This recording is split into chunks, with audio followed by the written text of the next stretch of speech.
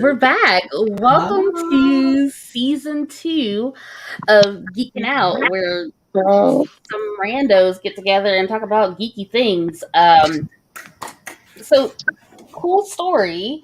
We've had a bit of a change with with our Geeking Out crew right now. So as you can see, you do not see Duryea. Duryea is doing okay. He's still in charge of Winelli Media. You will see him eventually soon, but right now he is taking a quick break, and so we will see him soon. You also do not see our love Chris Steele. He decided that it was time for him to move on to some other projects. So we want to shout out to Chris Steele and that we say that we love him and we hope that he's doing well, and that we miss him. But introduction. So, hey y'all, I'm Rickey Z. I am your mom. I'm not your mom. I'm a mom. Teacher, social media manager, and owner and founder of Rickey Z Social Media. We have Mr. Julian over here. Hello, everybody. So, welcome back to season 2 of Geekin Out. We're happy to be here. We're happy to be back. As you know, I am Julian, also a member of the original cast, I suppose, of Geekin Out. But we are back with some new power and some new looks and some new feels. So we're really excited about that. We're happy you guys are all joining us for it. I am Julian, geek kind of extraordinaire in my own right. I'm trying to choose an genre these days, especially because Wheel of Time is kind of big, so I'm trying to choose a title. But I'm no, Amarlan. Amarlan is definitely it, which is the president. That's it. Sorry guys, I'm just gonna have to take it. Jedi artist. Oh God, what else? Computer scientist, math nerd, love all that stuff. So we're just happy to be here, happy to be kicking out today. I'm gonna pass it on down to below me. Who is this? Who is this below me? So we want to introduce our new castmates. Yes. So we have Timon Kane. Introduce yourself, sir. Yes, I'm Timon Kane, entrepreneur, journalist, PR, author, kingmaker, all those great things. Yes. Oh, and nerd and magic, witch show, horror movie specialist. Yes. Give us a quick run on your graphic novel, Mr. TK Publishing. Oh yeah. Mm. Mm-hmm. Yeah. So my graphic novel is called Sorcier, and that is Haitian Creole for witch, and it is about 5 guys who are joining this fraternity for male sorcerers, and it gets a little interesting. That sounds interesting. Really interesting. I love it. I love it. Very melanated. Yes. Yes. We're so excited to have you on with us, and excited for all the topics you can bring up in your expertise in the witch folklore and graphic novels, because graphic novels are books too, y'all. For those of you that are librarians and teachers, graphic novels are books. So thank you for joining us and being part of the show. Yes, we're so happy to have you. I'm excited. Yes. I was a fan of the first season. I know. That's another thing. Okay, so if anyone is a longtime member, you'll notice our 2 cast members are actually possibly a couple of fans that we've had throughout the show and stuff, and have been really dedicated members. So we're really happy that they decided to join us, and so on to the next one. All right, and so our next co-host is Mr. Jermaine. We've had Jermaine on a few times. Mm-hmm. He was on our Charmed episode, right? Yep. Yes. He sure was. Charmed episode. So introduce yourself, sir. Hi, I'm Jermaine. I am the jack of 1,000 fandoms. I just love almost everything. So, except horror. So thank you, Timon, for covering that corner for my life. Honestly, somebody needs to. It's funny because we lost Duryea, right? And he's the thriller geek. And it's just oh no, we don't have anyone for the scary horror, that kind of that area of things. Yeah, it's not that we don't enjoy those things, but we didn't have a resident geek for that area, so it's nice to have someone. No, I'm a self-proclaimed scaredy cat, so therefore you like just to let y'all know, like if y'all want me to watch these shows, like I gotta schedule in the daytime. So watching these things at night is not the move for me, not at all. Girl, I hear you. We should watch one live. Ooh. Ooh, oh my god, let's do it at night together. That's a great idea. So fun. Good ideas. Okay, totally random, but I did Don't worry, see kind of a ghostly thriller recently, and it was like kind of earlier in the day, last night actually. So I was like, okay, let me do this now. It's like 8 o'clock. The sun's still shining. Perfect time. Perfect. On the ground. Freak us all out like Paranormal Activity 72. No, not this time. No, we won't go that route. We'll go to slashers. It feels more real. So like I loved Lovecraft Country, but like look, the one with the twins, the episode with the twins, yeah, that one sat with me a little too long. Like I was scared to go to sleep because I was like, I'm gonna have nightmares about these twins. Oh my gosh, I was like, I had to stop watching it and then come back to it later. Honestly, ever since like Children of the Corn, like kids kind of creep me out sometimes. You know what I mean? Like kids can be so creepy, and like it was worse because when I first saw like Children of the Corn, I was like a kid, so it's just like, oh, other kids can be creepy. like no. So much between Children of the Corn and The Omen and The Omen was Village of the Damned. What was that one? Remember the one where it had the girl, the woman. But she didn't like age really, like she looked really, really young. The Orphan, yes, that's the one. Orphan. That one was crazy too. I was like, this is not what I'm expecting. And then once you get to the end, I was like, bitch, what? and that was a real woman playing that part. I was like, what? What kind of magic is this? Anyway. You think what kind of magic is this? Yeah, some kind of brujeria, I swear. But so anyway, we are back to Geeking Out, and thank you guys. Like, subscribe, share, follow. We are on Facebook. We are on YouTube. We are on so Facebook, Geeking Out, IG Geeking Out as well, YouTube Geeking Out. You can catch us on Twitch at Daygamer. We're streaming over there on Daygamer as well. And then you can always find us on Anchor.fm. We have our own site there. You can find all of you can stream all of our episodes via podcast through there. And anywhere else actually that you'd like to stream podcasts. So. Be sure to follow us, please. Thank you. Yeah. I used to listen to you on Spotify. On my way. Yes. Oh yeah, that's right. I remember he used to always say that's right. I remember. Okay. Well, I mean, yes, because if you stream us on Anchor, you can also stream us on multiple podcast streaming sites. So we are also on Spotify, Apple Podcasts, Google Podcasts, all your favorite podcast streaming sites. So yes, if you're more of a listener, Drew Sangria, hold up. No, actually, you know what it is? It's plum wine with some fruit in there. I love plum wine. Yes, guys. Yes, Kiko Man plum wine. Yo, it's actually really good though. Just so you guys know. Today. What was that? You opened the bottle today. Yeah. Did you? So you?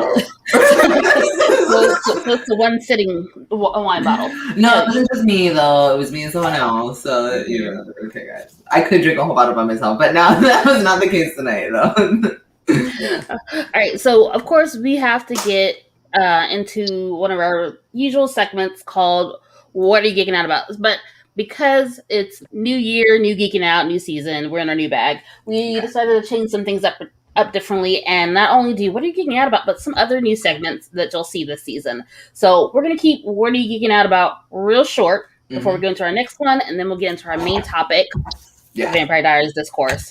So it's staying, but less lists. Yes. Less masterless. Less masterless, less of the scroll. But and so we're just going to keep it shorter. All right, so guys, what are y'all geeking out about right now? Okay, can I start, guys? Can I really start, guys? Okay, the world of Wheel of Time has gone up in motherfucking flames. All right, so I'm so motherfucking excited. So the prequel movie, I was reading something, and it's being promised as being like one of the next big fantasies that's going to be coming out after, like, you know, we saw Harry Potter, and then we saw Game of Thrones. Wheel of Time is like really kind of gearing up to be the next one. Super excited about that. So, because we all know that's like one of my biggest fandoms. So not only that, they have done a whole cover redo for the whole series. So now the whole series has a whole new cover face, as if they haven't already done. They really just did this like maybe like 5 years ago or something like that. They like redid all the covers and stuff. So it was like they look really nice and everything. But I'm like, oh, now we're doing it again. And I'm like, I still have the original covers. And like some of them are paperback, some of them are hardcovers, so like they're not quite as cohesive as I'd like them to be. So I'm kind of like working on it, but I'm trying to decide which new cover I want now, because like but it seems to get more and more minimalistic as it goes, which is okay. But I'm like, I do enjoy the fantasy trope, you know, like that, because you know how the fantasy novels, like they'll have like these spreads on the cover that are like they're really colorful and very vibrant and things. So they had that done, and that was really nice. And then last but not least, they dropped the motherfucking trailer for the goddamn show. I'm sorry for the language, because I'm so excited, because it was so good. I like watched it. I like geeked out. I freaked out. It was like, oh my god, I like wet myself. I cried. It was so good. Oh man, I was so excited. So I'm like really ramped for this one. I'm really excited for it. There's a few things that not quite my favorite, or rather I would have preferred perhaps maybe was different. How, I'm not entirely sure. You know, I'd rather come with my own suggestions before I go and rag on anything. You know what I mean? But still, it looks amazing. It looks so good. I'm really excited for it. I'm really excited. So that Julian, have you posted the trailer anywhere for us to watch? Oh, guys, you Like will the see it. Facebook group? Oh my god, you're totally gonna see it on the Facebook group and then on my page in about an hour. Just keep an eye out for it, because you're gonna see it. See, okay, so I've been off of like social media for like a hot second. Although it's funny, because as we are here, I'm like, you know, what am I geeking out about? Let me get on social media a little bit, on Facebook and stuff, and right on the first one is one of the characters, is like one of the actresses. It's a picture of her and like an article and things like that. And I was like, of course there's one. And I was like, oh, I'm excited. So it's everywhere. So I'm super happy about that one. Wait, so you will be able to. I'm sorry. What was the name of the show? Oh, sorry, Wheel of Time. Okay. If you have been here for the first season, then you know the Wheel of Time is amazing for me. It's magic essentially. It's like Lord of the Rings, Game of Thrones, but to me, it's a little bit higher than Game of Thrones. Big statement. Higher than Game of Thrones, definitely within the realm of Tolkien. I mean, he is also like his first chapter like pays homage to that, to Tolkien, and he's actually a really profound like author of that time. Like he's a really prominent like fantasy author, Robert. I mean, I happen to know. Yeah, I think he happens to be one. At last I checked. As far as like high fantasy goes, most nerds kind of know who he is. She's like, but not this one. My beating heart, because Wheel of Time is amazing. But okay, so it is magic. You know, it's that kind of fantasy world, but it has a whole different spin. It has so many different concepts in there. It's the world build. That's what I mean. It's known for its world building. It is immense. It's expansive. Yeah. So that series for that is really great for that. Like, so it's worth checking out. The show's coming out, I think in November, actually, this year, next year. Oh my god, I'm pretty sure it's this year. Is it already? Okay, but also because I can't believe that we're already in September. Hello. Right. I think that's really where the problem happened. I was like, how did we get here? Like, where did this year go? I know. Okay, so then in that same spirit, Halloween is around the corner, so I'm kind of excited for that. I have gotten my costumes locked in, and if everyone knows, I'm like a big costumer and stuff, so like I like to put things together. So I finally have figured out what exactly I'm going to do. So I got to do a little bit of designing, and then I can finally start like putting it together and stuff. So I'm excited to get that process going. And I'm ahead of schedule because usually it's like October 1st and actually like October like 25th, and I'm like, oh god, what am I doing? That's right, let me put something together quick. No, that's not true. I still don't know what it is. See, I'm so sad about it, and some of y'all don't know. I'm so sad about it. But don't worry, you will, because give it about another year, and the hype is going to be everywhere. It's on Amazon Prime. It's coming out on Amazon Prime November 2021 or 2022. Is it live action? It is adventure fantasy, so it will be live action. Yes, live action. Yes, live action, as in like real people. Yes, sorry, duh. Hello. Although they do have a comic book series though as well, which is pretty. It's all right. Anyway, so after the next thing, what else am I I'm going to give you guys one more thing real quick. Okay, Julie. And I'm done what I'm geeking out about. So it's just to be honest, we're talking about witches stuff, but actually. So I went to my very first. They do this thing in New Jersey that I have only just recently discovered that they do on the full and the new moon. It's a night fair. It's called the Lunar Fair. So it's very witchy. It's very kind of things like that. It's very cool. It's very, very cool. So they hold it at this Camp Sacagawea. It's called, of all things. So if you Sacagawea, I feel like everybody kind of knows who that is. So like that's and she happens to be a New Jersey Indian and all these things, I think, right? So things like that. So it's like a big it is a big place, at least Camp Sacagawea. Rather, it is like an attraction kind of place, touristy. And that kind of thing. So they hold it there on these campgrounds. So it's really nice. It was actually really cool. It was like the amount of vendors that came and everything's handmade and stuff. Everything's really artisanal. It was a nice time. So nice on the witchy tip. But I've been geeking out about things about like that. So awesome. Jermaine, do you have something you're geeking out about? Currently, right now.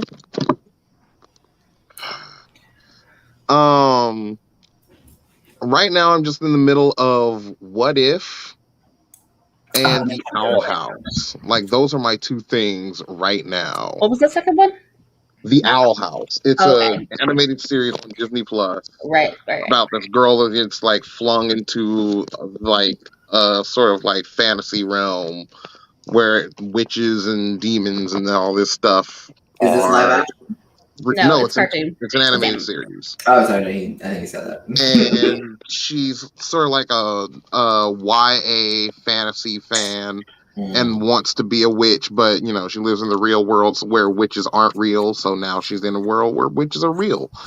Little does she know. I'm just kidding. And it's actually a lot of fun. I have to watch it. I think that's one of those things that my kids watch. I just haven't like paid attention to it yet. Oh, it's super cute. It's super cute and super fun. And everybody should watch it. I like it. Totally random. Moving on Netflix, Paris Tomorrow. Cooks, whatever that show is that Paris Cooks on Netflix, watch it every once in a while. Oh, Okay. I watched that. It's like entertaining, but it's really good. It's actually good. Yeah. It's every once in a while, put that one on. When you're feeling cooking, put that one on. It's a good time. All right, Timon, what are you geeking out about? I'm geeking out about clickbait. I don't know if anyone's watched it yet. I've heard of it. It is so good. I avoided watching it for so long. Then I actually sat down and watched the first 3 episodes, and then I was pretty much hooked. And next thing I finished Untitled. Clickbait. Oh. What's it about? What is clickbait about? Clickbait is about this family, and something happens to the father, and it's a murder mystery trying to figure out what and why this actually happened. And it has so many undertones to it. It reminds me of Gone Girl. But it's got a lot of twists and turns and things, right? It's really well written. Cool thing that people are doing where some episodes are dedicated to a particular character, so it's given situations through their point of view, and so you figure out more and more and more in the story that way. That's what I'm geeking out about. That's cool. I like when writing is really well done and like mysteries or murder mysteries, like anything like that, like any plot that unfolds like that, like that really unfolds. That's good writing. Yes, give me that. Give me that, because sometimes it's like some plots are just so predictable. You know what I mean? Like I was watching a scary movie yesterday, for example, and then it's like this, that, and the other thing. Like they dropped this, that, and the other egg, and I was just like, okay, I know where this is going. No, predictable. I like it when a plot is surprising. Yes, that's hard sometimes. You can expect certain things. Yeah, you definitely expect certain things to happen. Like I won't reveal any spoilers, but there's a lot of turns, and I had my eyes on one of the characters that I thought was the main person behind everything, but then you figure out that they're a goodish person. Look at that alibi. Mm-hmm. Such a great alibi. They might as well be Caroline. I'm sorry. Not Caroline. And the segue. No, I'm just kidding. No, not yet. No, not yet. Exactly. Okay, so but since you brought her up, let's segue into the main topic. Well, we got one more. We got one more segment, real quick. Yeah, we got one. We do. We got those spots, sir. Yes. So another one of our new segments, we're going to talk about specifically some movies that are coming out, and one of them is we're going to call this segment Zoom In, and we're going to add some graphics later on. But Zoom In, we're going to talk about Suicide Squad. I was just about to say it's going to be just like that. Actually, it's going to just be like zooming in on something. Sorry, guys, you're all going to get a real close-up view of your entire past for that one. It's going to be real nice. Okay, so Suicide Squad came out, I guess, the beginning of August.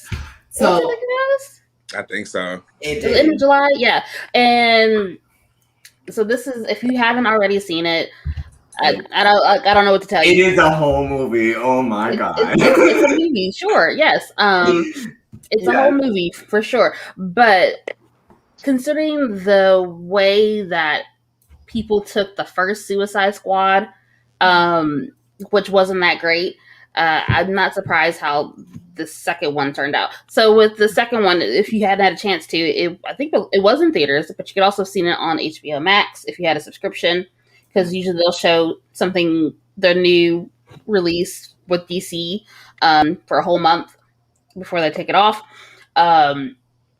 So this one, you still have Harley Quinn in there, and they kind of start off the movie, and they kind of do a switcheroo on you, which is cool. That first 15-20 minutes, I was totally invested in it, and I think shortly after that, I fell off a little bit. I had to watch it a couple times for it to stick for me. Really, I watched it the whole way through the first time, but the whole time I was just like, "What am I watching? What is this? What is this?" Yeah. Okay, so first of all, the struggle of putting on Suicide 2. Okay, really fast. So because it is the Suicide Squad, not Suicide Squad 2 or the Suicide Squad 2. It is the Suicide Squad, and the first one is just called Suicide Squad, minus the V. So when you're searching for it, and you're talking to somebody from the other room who has never seen it and is like, "What am I looking for?" And you're like, "Suicide Squad," and they're like, "Which one?" And you're like, "What are you talking about?" There's a 1 and a 2, and they're like, "What are you talking about?" There's only you know what I mean? Because those titles are very the very one with Will Smith and the one without. How does this work? So the title is just a little bit deceiving, I have to say. Which one has Idris Elba in it? The title is the second one. That's the second one has the one that has "the" at the beginning of the title has Idris in it, and the one that doesn't has Will Smith. So that was just a little bit much. But that whole movie was a little bit crazy. It was a little bit crazy. Yeah, I was over the entire movie. I think I even dozed off, but it was just so campy and they were doing a whole okay. So I guess the only real detail I'll give that's not so much a spoiler, I guess, is that it seems very much like setting up a whole new squad or just series of squads. You know what I mean? Being able to set up something like that. It feels more like let's give Margot Robbie another movie. Yeah. Oh yeah. That's what it is. But the thing is, I like her Harley Quinn. I love her. But her part was probably the best part of the whole movie, though. Exactly. her entire struggle arc was probably the best part. Okay, so I guess when I was talking about it, I'm gonna go through a few points. I guess Anyone have any points? Because I have a few. Because honestly, like one. Okay, I'm gonna give you one. Weasel Chupacabra was like kind of funny. That entire so like the whole weasel thing, and then like they brought him back. Okay, they dropped a few hints in the beginning. They're like, oh, we don't know where he came from, but like he ate a few kids, blah blah blah blah. And then at the end they like bring him back, and I was like, he's totally the Chupacabra. I don't think anybody realizes that. Like, some of the Latinos in the area, they're just like, oh, he's supposed to be that myth. You know what I mean? They make him out to be like that character. I thought that was kind of cute. I was like, that and the Javelin of Destiny, that shit was fucking crazy. I thought the shark kills were pretty fun to watch. Mm-hmm. When the shark, fun. Yeah, he was fun. I loved him. He was so precious. And what's the wrestler guy, John Cena? Yes, he was nice. He was nice as usual, comedic, sort of, kinda. Yeah. But I don't know. I just have this thing about DC and their films, and these sideline movies just feel really forced. But thank you, Margaret Robbie. You're great. You're amazing. I think their problem is like they outside of the DC characters that are already fairly commercial, like Batman, Superman, like even Harley Quinn in a sense, they have a hard time like making your average moviegoer care about any other character is not. Because go ahead, tell me. Doesn't trust their characters outside of Batman and Superman right. to make them money. Yeah. They also don't invest in those characters though either. However, their TV shows are great though. Yes, the TV shows are great. To a point. But I'm not sure if it's just DC. I think it's the people that are backing DC. Like, I think the people that are putting money into these movies don't trust that, like, these movies can go beyond, they're, like, those main characters like that. But I think it stems back to DC and how they even, push their comics and push the characters to the forefront. There's 1,000 Batman and The Killing Joke and whatever he has with Constantine and all these other movies with him and Superman. But where are the other characters like Static Shock or Black Lightning? Although they are giving Static Shock a whole revamp in the comic world. So I'm pretty sure he will make his way to television, to live action. Give it like a year or two because his comic book revival is strong. It's coming doesn't like Michael B. Jordan have something to do with him coming back? Like, they're like kind of. I think they're kind of actually thinking about bringing him to like live action at some point. Yeah, he'll be great for television if they do HBO Max, because Titans is a really good show. Yeah, Titans is good. Yeah, they just started season 3 a couple weeks ago, so I need to catch up on that. Well, I think the biggest problem is just that the way that they do not connect their universes as intrinsically the way Marvel does. Disney does with Marvel, at least. You know what I mean? They don't. That you're right. They're not sure. They're not big picture. They're not. They aren't big picture. They aren't big picture. They're only big picture if the movie proves to have done well. You know what I mean? Well, the first Wonder Woman they'll give them extra more, but like. Well, the first Wonder Woman done extremely well, but the second one was garbage. But to be honest, if the first one didn't do well, she wouldn't have gotten the second one. That's my point. They only go by how did the last movie go? How did this character get fielded when we actually put them in practice? How is this character received? Well, that's what we're gonna go by, and that's it. But it's that's not an overarching picture. That's just a going, flying by the seat of your pants. You get me? So it's like that's why I think they're failing. They don't seem to have any long-term plan. DC doesn't have fight.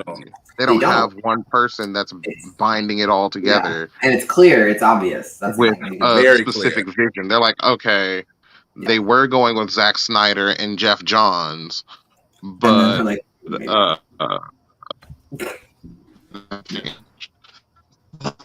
Oh no! Oh no! Okay, well, we are back with season 2, and what would it be without a little bit of breakup? A little bit of breakup, a little bit of chaotic, a little unprofessional, but he's back. See, he just had to settle down. Yep. You're about to give us something good, and the internet said no. Yeah, whatever you just said, repeat it. Who, what? Yes, you.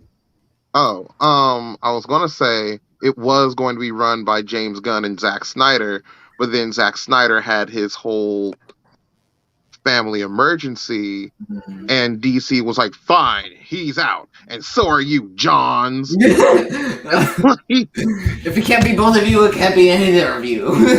We don't Yeah. want you. You need to leave. It's one of those things. That's what we said to Chris and Duryea. No, I'm just kidding. I'm just kidding. Okay, but So then, like, the big wigs were like, by the way, we at WB control everything, Mhm. so we're gonna be the new directors. And we say that this movie or this series is too weird and too campy. You gotta tone it down for regular folks. Where's the sky bee? actually, you know what I will say? Did anybody find it like a little bit on the gorier side? Suicide Squad 2? Oh, yeah. Well, I mean, like a little bit more than I was expecting, at least. And what was most funny was like the gore wasn't really like got me. What got me was when he was like cleaning out the cell. When he was in prison, when in the beginning, when Idris is in prison and he was like cleaning like shit in prison, I was like, this is probably more disgusting than all the blood in this entire movie. Like it was blow pretty off graphic in that first. everybody's head, but he's like peeling like gum off of the floor or something. I was just like, no, this is too much. Oh yeah, because they Like, got the R rating, and they were entrails- like, let's lean all the way into it. entrails and brain matter everywhere, no problem. Gum off the floor, whatever the fuck he's cleaning out of, whatever the hell he was cleaning out of. No. That was no. Oh my god. All right, so that was our zoom in segment on the Suicide Squad. So before we get into our main topic, the Vampire Diaries, we're gonna take like the quickest of quick commercial breaks, and then we're gonna hop right into it. So we'll see you in a second. Be right back.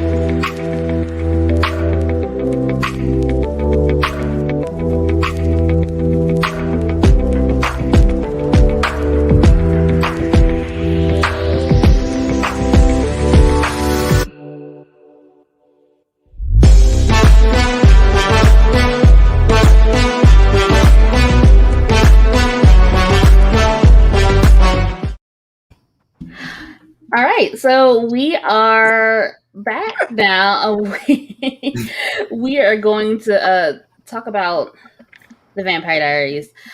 So for those of you that don't know, the Vampire Diaries started off as a book series written by L.J. Smith.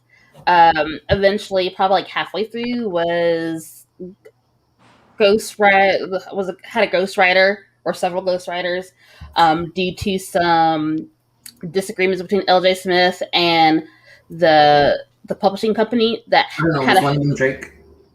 No. One of them Drake? Sorry. No. The whole controversy, sorry. I was like, Ghostwriter. I was like, what? Oh, okay. And I think it was like one of those publishing companies that like did a lot of young adult books or a lot of young adult series. So yeah. It something with the contract was messed up. So God, when was it? It was like 2008, 2009. Yeah. In the height of the Twilight. 2009 it was. Yes, 2009. So in the height of Twilight. Ooh. Twilight movies. Yeah. For one. Didn't the author wasn't she influenced? She wasn't she influenced by Twilight? No, because the Vampire Diaries came like in the 90s. Before Twilight. Sorry, one of the other was influenced by Twilight. The Vampire Diaries books came out like at least a decade before Twilight. Right. Twilight, the books and the movies came out almost at the same time and popped off at the same time. Mm-hmm. I see. Okay. Yes. So when they created the show, they were building off of the Twilight phenomenon, but the books had been around for a while, and like they were still putting them out by this point too. And so the series was initially created by Kevin Williamson. So if you've ever seen any of his stuff, like he did Dawson's Creek, he did a lot of like your favorite Scream. Yes, he did his Scream. A lot of your favorite like stuff in the 90s. Kevin Williamson was probably a part of it, and then Julie Plec, and I'll get to her later. Ricky, someone said that from a Facebook post, I get the feeling that Ricky has some strong feelings about the She's series. got all the feelings. I got all the feelings and all of the feelings. All the feelings and all the thoughts about this series. No one's influenced by sparkly vampires except how not to do vampires. That is so true, Not though. to do vampires. I get it. I support that. Yes. Honestly, though, that was like the worst plot.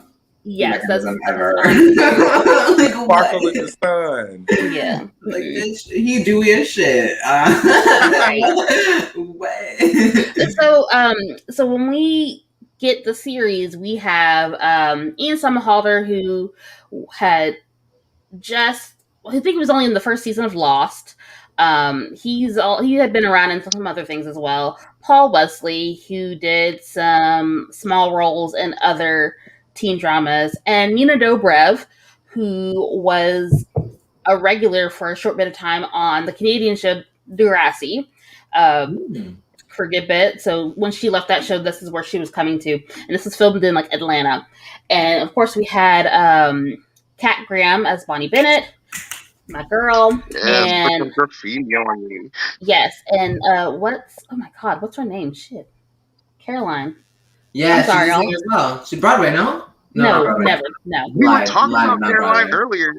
I know, but I'm trying to remember her name. Like, Candace King. So Candace Acola. Yes, now Candace King.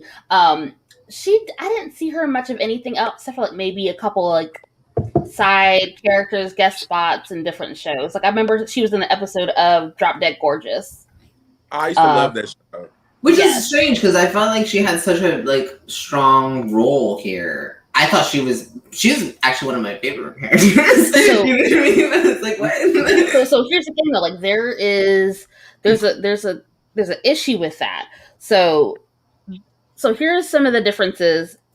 No, let's start here. Okay, so Vampire Diaries is based on let's start at the beginning, 800 years ago. Right. So this is about a girl in a small town in Virginia, Mystic Falls, who gets caught up in the supernatural world when she falls in love with the vampire Stefan Salvatore, and eventually gets into like a love triangle with him and his brother Damon Salvatore. That's pretty much the main thing that is similar between the books and the TV show. Because like with the TV show, like they're from the vampires are from the small town of Mystic Falls in Virginia. It's this old southern town, big part in the Confederacy. Damon was the Civil War. Damon fought in the Confederacy, not willingly, but like that's besides the point. Whereas in the books, they're like way older than what they are in the TV show. Like they're like 100 and something in the show, but in the books they're like 800 or something like that, and they're straight up from Italy, which you would assume based off their last names. Yes. Yeah. You would assume that. But like that's one of the big differences you see from the books compared to the TV show. Okay. And so this show lasted for 8 seasons. God. And eventually had 2 spin-offs. So we had the original, which in my opinion was a lot better than the Vampire Diaries. Show for sure. It is superior. With the originals? Yes, the originals. I tried to watch Legacies, and I got through like a few episodes, and I was like, I can't. No. So like you have to watch the originals before you watch Legacies. Yeah. Because technically Legacies is a spinoff of the original. Wait, is Legacies the one with the witches? Right? They all have witches. They all have witches. But the one where like they start off mostly with witches, like the originals is set in New Orleans, and they do talk about more covens and deal with more magical things. Legacies is back the one with Robbie Amell. Yeah, like Legacies is like the college or whatever, right? No, Legacies is the high school it's just a school for supernatural creatures. Mm-hmm. And we're back in Mystic Falls. Okay, yes, all that. Yes, and so we are. What was I at? I was talking about the beginning. We're talking about the idea of the show, and so while during these 8 years, we're seeing the explanation of their folklore between vampires, witches, werewolves, the oldest vampires, or what we call the original vampires, which is a whole family, which essentially created the entire line of vampires in the TVD universe and how they came to be. And then, once you get into the spin-offs, they, especially the legacies, they start going into other type of supernatural beings. But with the Vampire Diaries, they mainly stick with the vampires, werewolves, and witches, with the exception of like certain things like Satan, or not Satan, the devil-ish, the devil, and sirens, things like that. Yeah. Yeah. They almost have like a little pseudo slayer in there too.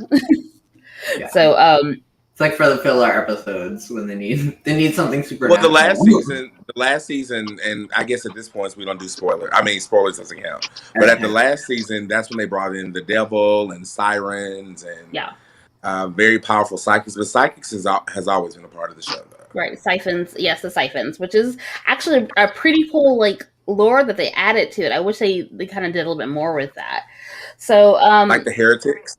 Yes, that's something that my problem with the Vampire Diaries is that they don't. Oh yes, the doppelgangers. Thank you, Phoenix. The doppelgangers.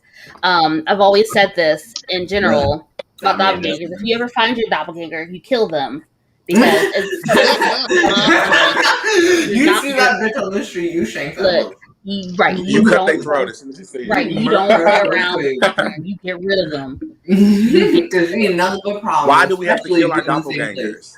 I don't know, just something about a bad omen of having someone that looks just like you and possibly like who's still in your life. That is true. That is very true. So I can't have somebody. If you're in the Vampire Diaries, then you just use that doppelganger to have 3 times as many plot holes. Listen, though, if I came across my doppelganger, I'd be like, the shit we can do. What? There's 2 of me now. Over here planning the parent trap. Yes. Parent trap. Yes. Vampires 101. Hello. Alibi. I'm here. He's over there. I think we could just hang out. If I met my doppelganger, we would definitely hang out unless someone was trying to kill me or them. And then I guess a doppelganger is a variant for those who are you need your Salvatore. So like how family friendly is Geeking Out? It depends, but like Vampire Diaries is technically a teen show. It's a young adult show. But you know how young adult show are in America? Yeah. So there is some suggestiveness to it. Yeah. Not like if you were to watch Euphoria on HBO. Yeah. Just like tone it down. Yeah. We won't go too far. I mean, if we want something more family, I suggest Raven's Home. It has the psychics, and I think that'll be a great show. No murder that.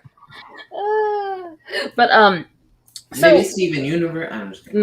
We'll talk, like that's a whole nother episode. We'll have to talk about him later. That is a whole episode. Yeah. Okay, so let's start off with like the folklore. So for my witchy folks here, I have 11 to hate for it. 11 to hate. To hate. Okay, so yes, I do like that they right on it. Okay, so I do like a lot of like a lot of the rules, I suppose. Although I love Bonnie Bennett, but she is a plot device.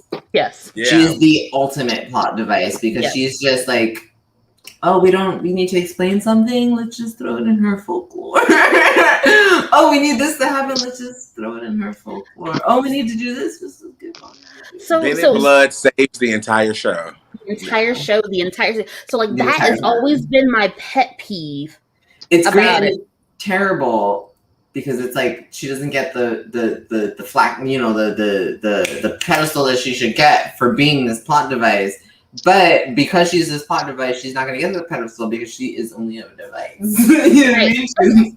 And so, like, the difference between, like, the books and the movies, like, so in the books, Bonnie Bennett is not Bonnie Bennett. Bonnie Bennett is Bonnie McCullough. She's, like, of Irish descent, white, red hair. And then we have Bonnie Bennett, played by Kat Graham, who's yes, so she's black, which is actually biracial. Bennett line. Well, so Bonnie Bennett is black, but Kat Graham is biracial, and so they've pretty much like lessened the importance of her character from the books while in the show, because Bonnie McCullough was way more of an integral part of the books than Caroline was. Caroline was not as important of a character as she is in the TV show. That's a pet peeve. But the thing is, though, so what made me aggravated was that with how they would integrate her entire family line throughout the entire show, everything comes back to Bennett magic. Everything came back to Bennett magic. And like, she literally got no respect at all. Not from the characters in the show, not from the writers, especially from the fans. Like, fans, they look. Some of people saying, "Wait, there are times when I couldn't stand by it." As most people of color in shows, they are either the save the day character or the person who sacrificed some lives. And in this case, Bonnie did both. She died twice and came back. And so she had a really cool journey. Unfortunately, she just didn't get her flowers. And really, if you think about it, for those who watch the show, you know that without Bennett, you would have vampires, because Bonnie's ancestor taught Esther, which is the one who created the curse, how to do magic. She was her mentor, her mentee. Right. So she wouldn't have that immortality spell. And thank you, Ketsia. Right, thank you. Ooh, let me tell. Bonnie's ancestor as well. Yeah, yes. Look, the way that my feelings were hurt when we finally get a chance for Ketsia and Bonnie Bennett to meet, and the interaction was a complete flop. There was no acknowledgement of the fact that, like, I'm having a moment with my oldest ancestors, like the creator of all of this right now, and y'all not gonna acknowledge this, like. Nothing. You're not going to train me. I don't have any type of mentor. I don't have nothing. I only have grimoires that I found around my grandma's house. I don't have anything. Look, my grandma died with like the first 3 months of me becoming a witch, and so like I have no one. Stop. One of the saddest moments that I was not expecting was actually Graham's. I was like, what is this? I wasn't expecting. I was like, I'm not this invested into the show yet. Somehow I'm bawling. I'm like, Also, the entire Bennett line, everyone they cast for the entire Bennett line was phenomenal. Yes. Every fucking bitch they put in her family, every one of her family characters, like every actress that they put for her mom. And they're all dead. Her yes. Her mom, her grams, her aunt, the whole nine, all of them. I was just like, bitch, your whole family's like fucking beautiful and amazing. Like, Lucy, I think it's named Lucy. Yes. I was just like, oh my god, but like her entire family, everyone they cast for them was like gold, and then but it was sad that they did kind of like make their way out. But when they did come, they shined. You know what I mean? So I thought big, you know, they like blew up the spot when they came up. And then I'm sorry, but Grams was fucking from a different world. Yes. I was like, oh my god, I feel like I'm like Jasmine Guy. Brought the feels that the death of Aunt Jenna should have been. Stop! Oh my god, that's not my thing. No, Jenna, because it is like literally the most disconnected moment in the entire series. I was like, I will cry at the drop of a hat over everyone else. But the second Elena was like, no, Jenna! I was just like, oh, here it is. Okay, if anyone knows me, like, it's terrible because I've been like watching the Vampire Diaries for the past like few weeks, but I literally have been like, oh yeah, you can't. I've been screaming that like at random, like, no, Jenna, just at random, like for like days, for weeks, for months. You go into Starbucks, you're like, can I get a caramel frap crunch? And they're like, we don't do that anymore. You're like, Jenna, no! She wasn't ready. so sad because Elena's reaction is just so, it's like, oh, this is the woman who, like, you know, raised you after your parents died, and well, she's your aunt, and blah, blah, blah. Yeah, we find out later that's not really your aunt, but, like, you disconnected from that bitch real quick. I guess like, at this point, Elena is pretty sure that everybody in her life is going to die, including herself. And she's actually pretty correct about that. She's pretty correct. Also true. So part of the witch folklore, we have what we call a doppelganger. So Elena is what we call a doppelganger that was created. We find out later in the series, due to the creation of the immortality spell that was created by Ketsia for her fiance Silas, who eventually leaves her and takes the spell to be with his true love. Mistress. Yes, mistress. What was her name? Amara. Amara, who is actually the original doppelganger. So, like, all the doppelgangers look the same. So, Nina Dobrev had played, like, at least 5 characters. 5 different characters in the entire series. So, and only one was actually bearable. So, whoop. Catherine Pierce, my girl. Katerina Petrova, yes. Yes. We love some yes, we love her. But so because of that because of the creation of the doppelganger, they come up like every couple hundred years for whatever reason. So Amara's like the anchor, so she can't die. But then we originally thought that the doppelganger was because of the original vampires that were created, the Michelsons. So that doppelganger is Tatia. And Tatia is killed to help create the vampire curse. Her blood is used to create the curse that creates the vampires. And I believe she's actually the victim that they use to officially transition into vampires. Like, they use the blood to create the spell, and then they drink her blood to fully transition into vampires. And so they're all thinking that because of that, like, these doppelgangers are popping up. And eventually we have Catherine Pierce, who we think that is, I guess she's technically Elena's ancestor, because her mom's technically a descendant of Katrina II. Yeah. Katerina II. So the thing with the doppelgangers, like, they're popping up, and their blood has some kind of magical quality to it that is needed for, depending on what it is, like breaking down certain curses. So, breaking down the curse that Klaus Michelson, for him to break his werewolf curse, so he could be a hybrid. Eventually, they needed doppelganger blood, and come to find out, like, there's actually more than one doppelganger than the Petrova one, to break the others, to destroy the other side. When we get the travelers, so it's potent magically. Doppelganger blood. It's pretty powerful.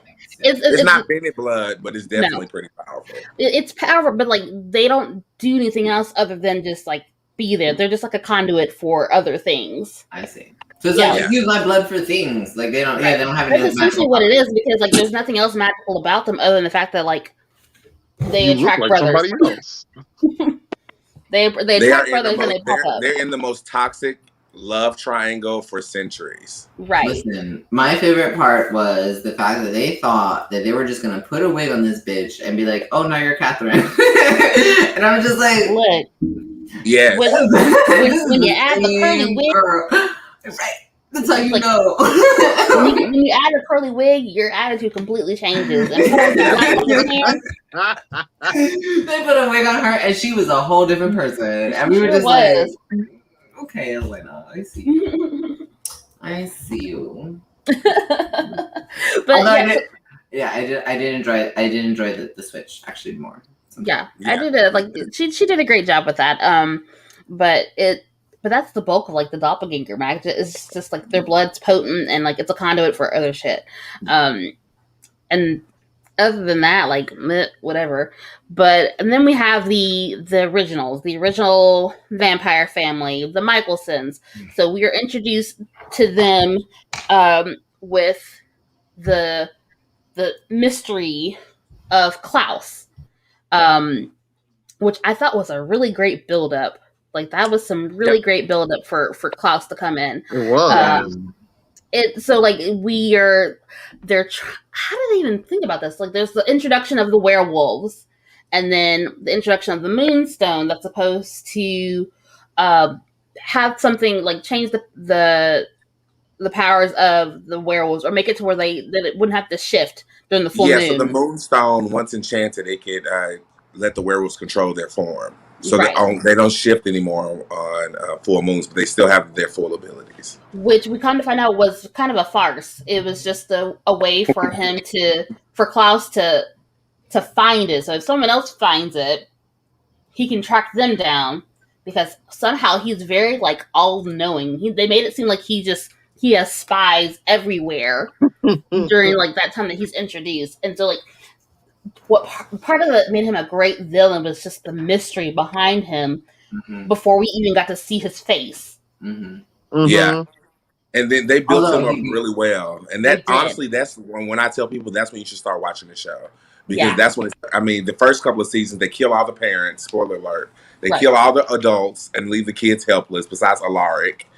And well, not helpless, but that name drives me up the wall every time I hear it. His name Alaric. I'm like, who births a child? Who named you child? And it was like, I shall name him Alaric. Nickname can be 1980 whatever. No. Listen, everybody else is named Brittany, Tiffany, Brian, and Brendan, and then you come out with Alaric. No. I don't know. Immortal toxic relationships, guys. It sounds like. Never mind. It sounds like my last Billy one. I don't need you to come to me like this.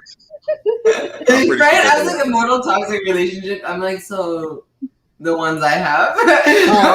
Me and my caramel macchiatos alone. We have been happy together for quite some time. Absolutely. They don't love me as much as I love them. No, Jenna, no. No, Jenna. No, Jenna. Oh, she gets it every time. And so what's really cool is that like we eventually see Klaus appear. Like he actually like possesses like Alaric's body for like a good bit. But when we finally get to him, like we've been introduced to his brother Elijah, who's the original vampire. He breaks his curse, so now he's not just one of the original vampires, he's the original hybrid.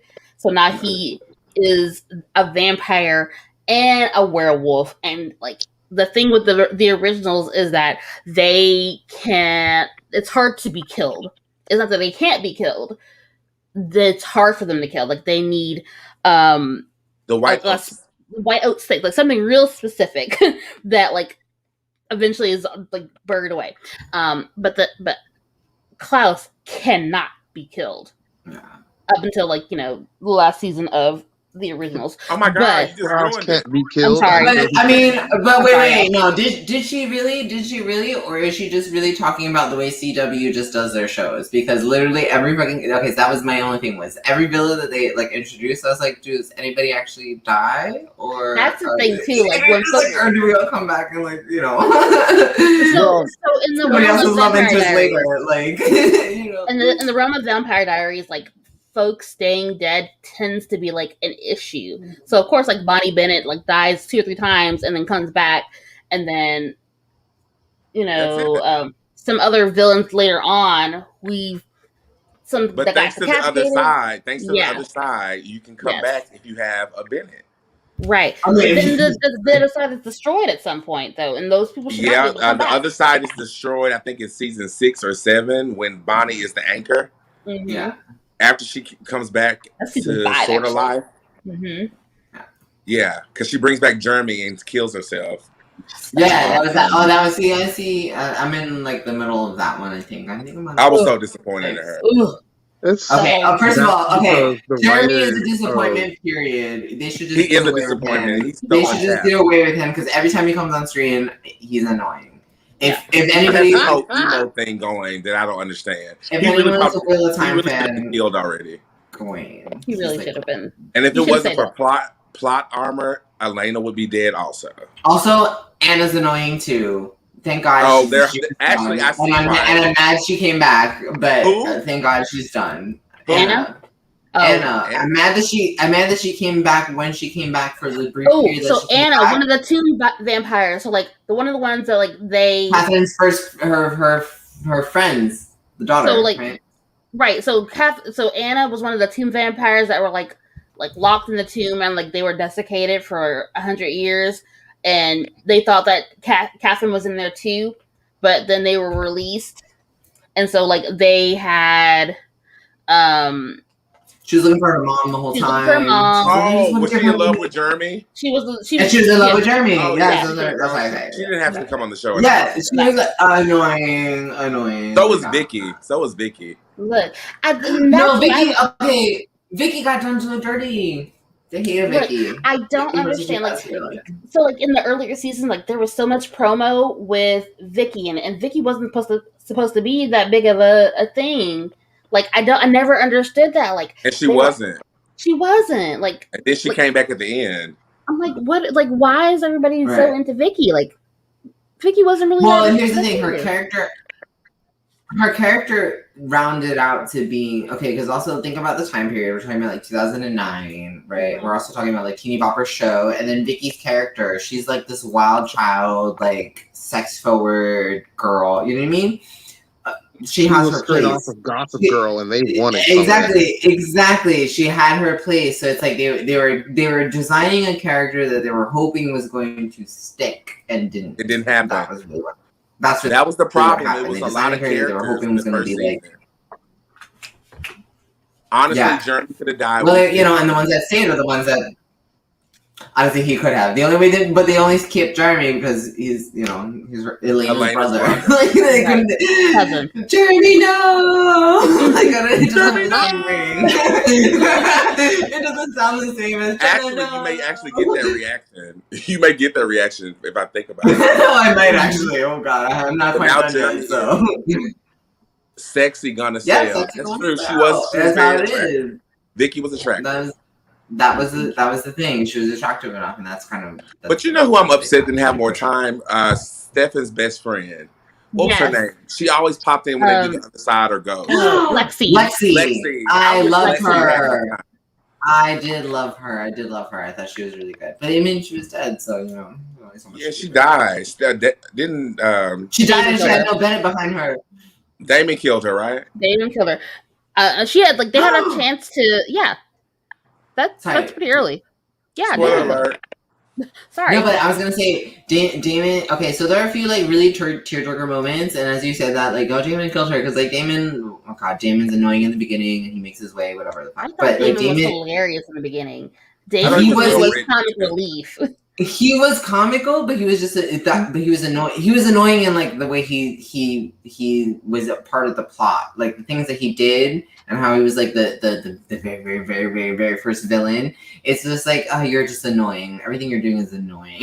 Like, why are you doing this? But however, him with he definitely becomes redeemable by the end of it. But like him and Rose, I loved him at the end of it. Yeah, Stefan's annoying. He's just boring. Oh God, he's annoying. He's so self-righteous, but he has the most problems. Yes, he's just so boring. But yeah, him and Elena probably should have been together. So my thing with Stefan though is that he's self-righteous, but he's also very like he's battling a lot with trying to not lose control, and when he's trying to not lose control, that's where the self-righteousness comes in. So like let's talk about that for a second. Like the Salvatore Brothers. We have Damon Salvatore, who's technically the older brother, and Stefan Salvatore. So they're from like during the Civil War time. They meet Catherine Pierce, who's a vampire at this point. They both fall in love with her. Damon more so than Stefan, and she's playing both of them. She's kind of pitting them against each other, essentially sleeping with both of them. Like Damon's like 20 something at this point, and Stefan is like 17. And which, by the way, anyone who's playing any of the roles in any of these shows, in like any character, any of these teenagers, no. Do not get me started on in like season 6 or 7 where they had a flashback to when the Salvatore Brothers' mother died. They had a little kid playing Stefan, and they had the damn nerve to have Ian Somerhalder play like teenager Damon. Straight up adult. Straight up adult. Damn near like in his mid to late 30s. Dude, you no longer look. You did not look like a teenager when you first started the show. Don't play me like that. And then had a nerve to slip him in a wig. They're doing it against me. I was like, oh god, did anyone put a wig on him? Yes. I was heated.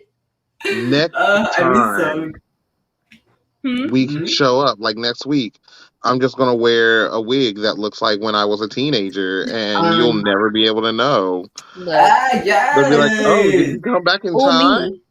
Right. Except that you have currently no hair, and then you're going to have hair. I think we're gonna be. Why we're gonna catch that one like that. Damn. Well, it's not like that, but I'm like, it's too drastic of a change. It's like, me when I had hair and then I cut it all off, and me still like putting on a wig like the next day and being like, oh, that's right, my hair's still down to my ass. No, no, you saw it too late. So back to the Salvatore Brothers. So at some point, like Catherine gives them her blood, and in this midst of some chaos, where like they are burning the witches in the town, and they're finding all the vampires. Usual. Yes, they're getting all the vampires and like putting them in the tomb. The brothers are trying to find Catherine to save her, but she's a bad bitch and she's like 20 steps ahead of them, and she's gone somewhere. She survived it. She's a survivor, and their dad, who's a complete asshole, kills them. And eventually, that's how they turn.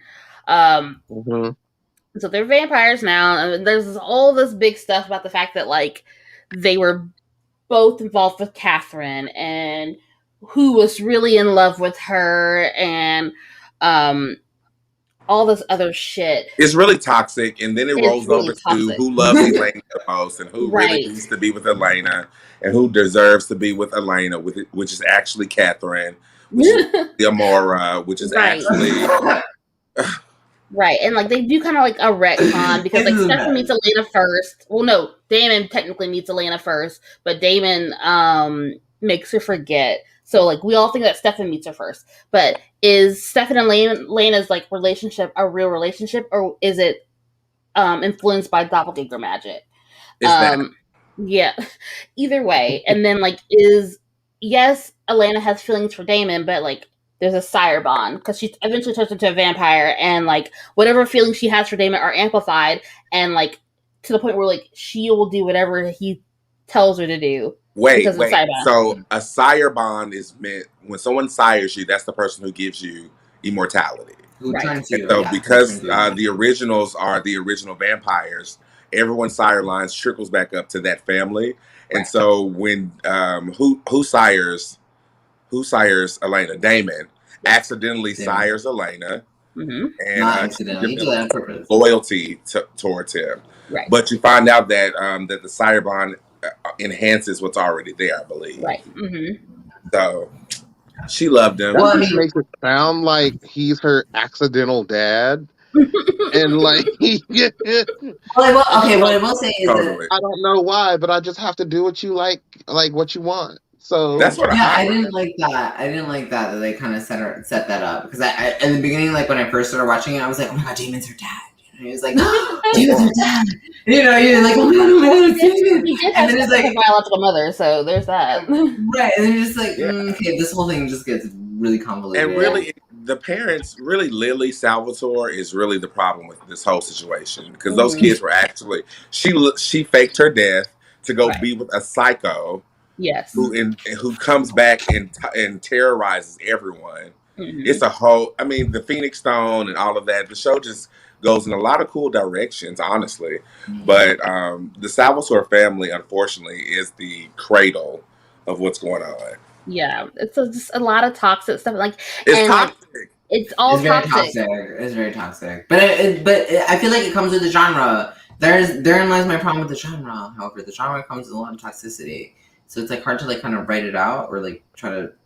I don't know. I think my problem with the Vampire Diaries is that there was potential with so many different storylines, and they let things fall flat for the triangle, or just if whether or not who's Alana gonna pick? She's and by this point, like she's already with Damon and says she wants to be with Damon, but like there's still that whole like, is she gonna leave Damon for Stefan? And I'm like, who cares at this point, honestly? I mean, after 8 seasons, it's like, can we see somebody else though? It's like just honestly, like who cares at this point? Like, because at that point, I'm like, I want some folklore. I want some magic. I want some supernatural shit going on. I don't care about this triangle anymore. Yeah, no, I hear you. The love story gets a little old by the end of it. It's tired, and like it's used as like a pulling point because there's because it's like, how many times are you gonna like get do the same shit for her and like come out of character just for Elena? It's like, are you turning or are you not? And like, are you this person still or are you not? And so like that kind of needs to listen to the next part is the ships. So like ships in fandom talk is relationships, and so part of the reason why you see this love triangle come back is the battle between who is going to win Elena's heart. Is it a Stelena thing, which is Stefan and Elena's ship name, or Delena, which is Damon and Elena, and like that triangle is being like pushed in the forefront through the entire series. And honestly, like at some point, like it's not necessary. No one cares anymore. No one cares anymore. Because honestly, when Elena said she's leaving the show, we were like, okay. I was okay with that. Bye, girl, bye. Just cancel. And the thing is, what made me sad was like there were so many fans that were just like so upset about it, and like the show's not good without Elena anymore. I'm like, no, this could have been an opportunity for the writers to really focus on do something different. To do something. They could have focused on the 4 remaining characters that were there. They could have focused on Stefan and Damon's relationship. They could have focused on giving Bonnie more. Caroline and Bonnie's friendship, Bonnie in general. They could have done so much more with those remaining 4 like main characters, but they chose not to. They kept trying, like they had Elena in a coffin essentially, and they just kept bringing her up, and like they wasted so much potential those last 2 seasons. What pissed me off the most was that yes, she kept coming up in conversation, but every actress that they hired for a walk-on role or maybe a small story arc, they look exactly like Nina Dobrev. They sure did. And I was very upset with that. Exactly like who? Like Nina Dobrev. Elena. The Vampire Huntress. But that's the thing though. She was like an archetype. I get it. She's an archetype at the time, So she's the lead. I get it. Like you can't not have her. And have everybody obsessed with her, even to the detriment of the entire series. Exactly, annoying. How annoying! Literally the detriment to the entire season because they couldn't figure a way to work their way out of it when there was plenty of opportunity. The thing is that there was plenty of opportunity for them to work their way out of it. They chose not to. They chose not to. I just want to talk about how, and I know we're going to really dive into this later on, but one of those missed opportunities was to talk about the Bennett line and dealing with some more things with Bonnie and her family. And yes, I'm pro-witch about any show that I watch. However, her storyline, her character was probably the most interesting. You already tapped Caroline for everything she could offer. She had her and her father. Yeah. Mm-hmm. Although, Bonnie deserved her thing. Terrible. The whole series. Like, I was like, every time I turn around, they're just like, someone's like fucking. Caroline's gonna get in the short end of the stick every time I turn around. I had to say, Caroline's definitely kidnapped. Her mom, her dad, all her boyfriends. You know what? When her mom died, I definitely cried for sure. Every I was villain. About that. Yeah. Oh my god, I didn't see them. Oh, sorry. Oh, yes. Yes, spoiler alert. Well, I mean, all the parents die. Jenna, no! Jenna, oh God, the worst. And then when I first came across that was because I was doing a synopsis thing. So it was like a 2 hour all Vampire Diaries. We're gonna go through it kind of a thing. So the girl that was going through it was funny. It was nice. Yes, puppy. There was a cat before. I'm so excited for this. I love cat. I love kids. I love baby animal kids. Anyway, so we were going. I was watching this thing, and she was going through it, and she was doing the Vampire Diaries, and she kept on putting on that scene, and I couldn't. And she was like, something about this, and I was like, girl, I see it. I hear what you're talking about because there's so much disconnect between Elena and her aunt, and in that scene you can totally see it because she's like, just no. All this acting, all this crying. I cried when Luca died, but Jenna, no, not at all. Jenna, not a tear, not moisture. No, nothing. It was dry. It was a dry skip of a beat. Nothing. I was just like, okay, like, hold on. Billy Booker asked, how many writers had to collaborate to come up with all these plot lines? A very, very white writer's room. Just the joke's on you. There was no collaboration. They all came up with them separately. There's only one of them. Nope. They said no collaboration. Spun a wheel to see who gets on. Yep. You want more than one black family in Mystic Falls? Nope. We said we're not going to do it. They're all dead. They're going to guess. Guess what? They're all dead. They're all dead because there's only one family in Virginia that's black, and that's the Bennett. And they're all dead. Right, the deep south, and there's only one black family you can find, and the only witches, and they're the only black people. Why?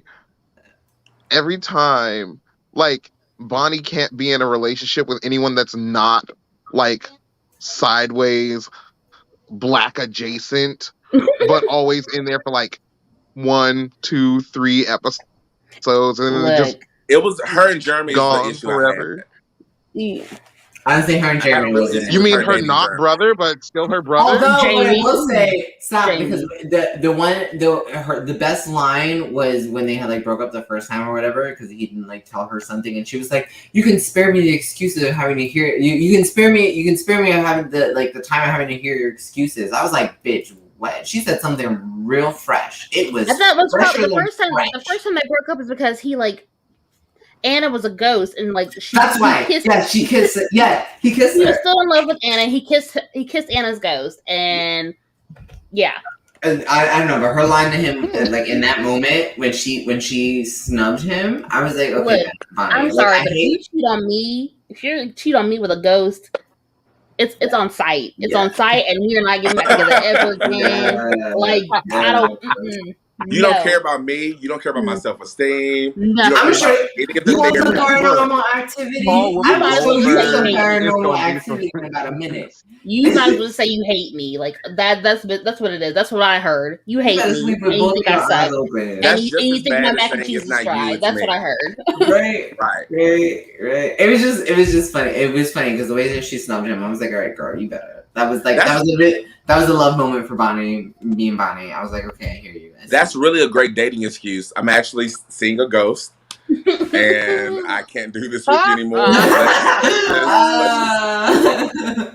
I'm dating Patrick Swayze, and and thank you. We make pottery every day, and you can't compare. So I'm sorry.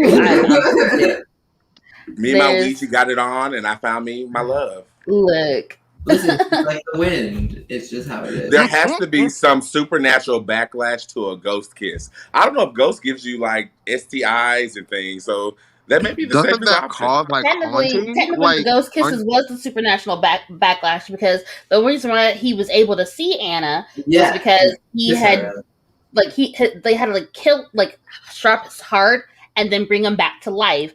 And That's right. So he started seeing Anna. I think he started seeing Vicky, and that happened so many times with Matt. He started seeing Vicky too. It was because Ghosts were able to cross over because Bonnie had weakened the veil, I suppose, between the worlds in order to bring Jeremy back, particularly. So, yeah. So the spirits were able to get through. Look, man, that'll be the last time I ever bring a dude back to life. Okay.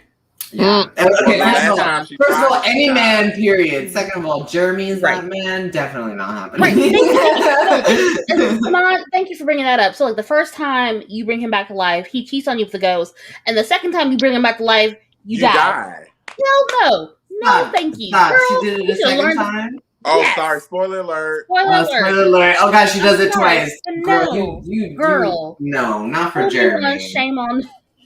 Not for Jeremy. No, Look, ma'am. She has the same issue that Scott Summers has with Jean Grey. Wait.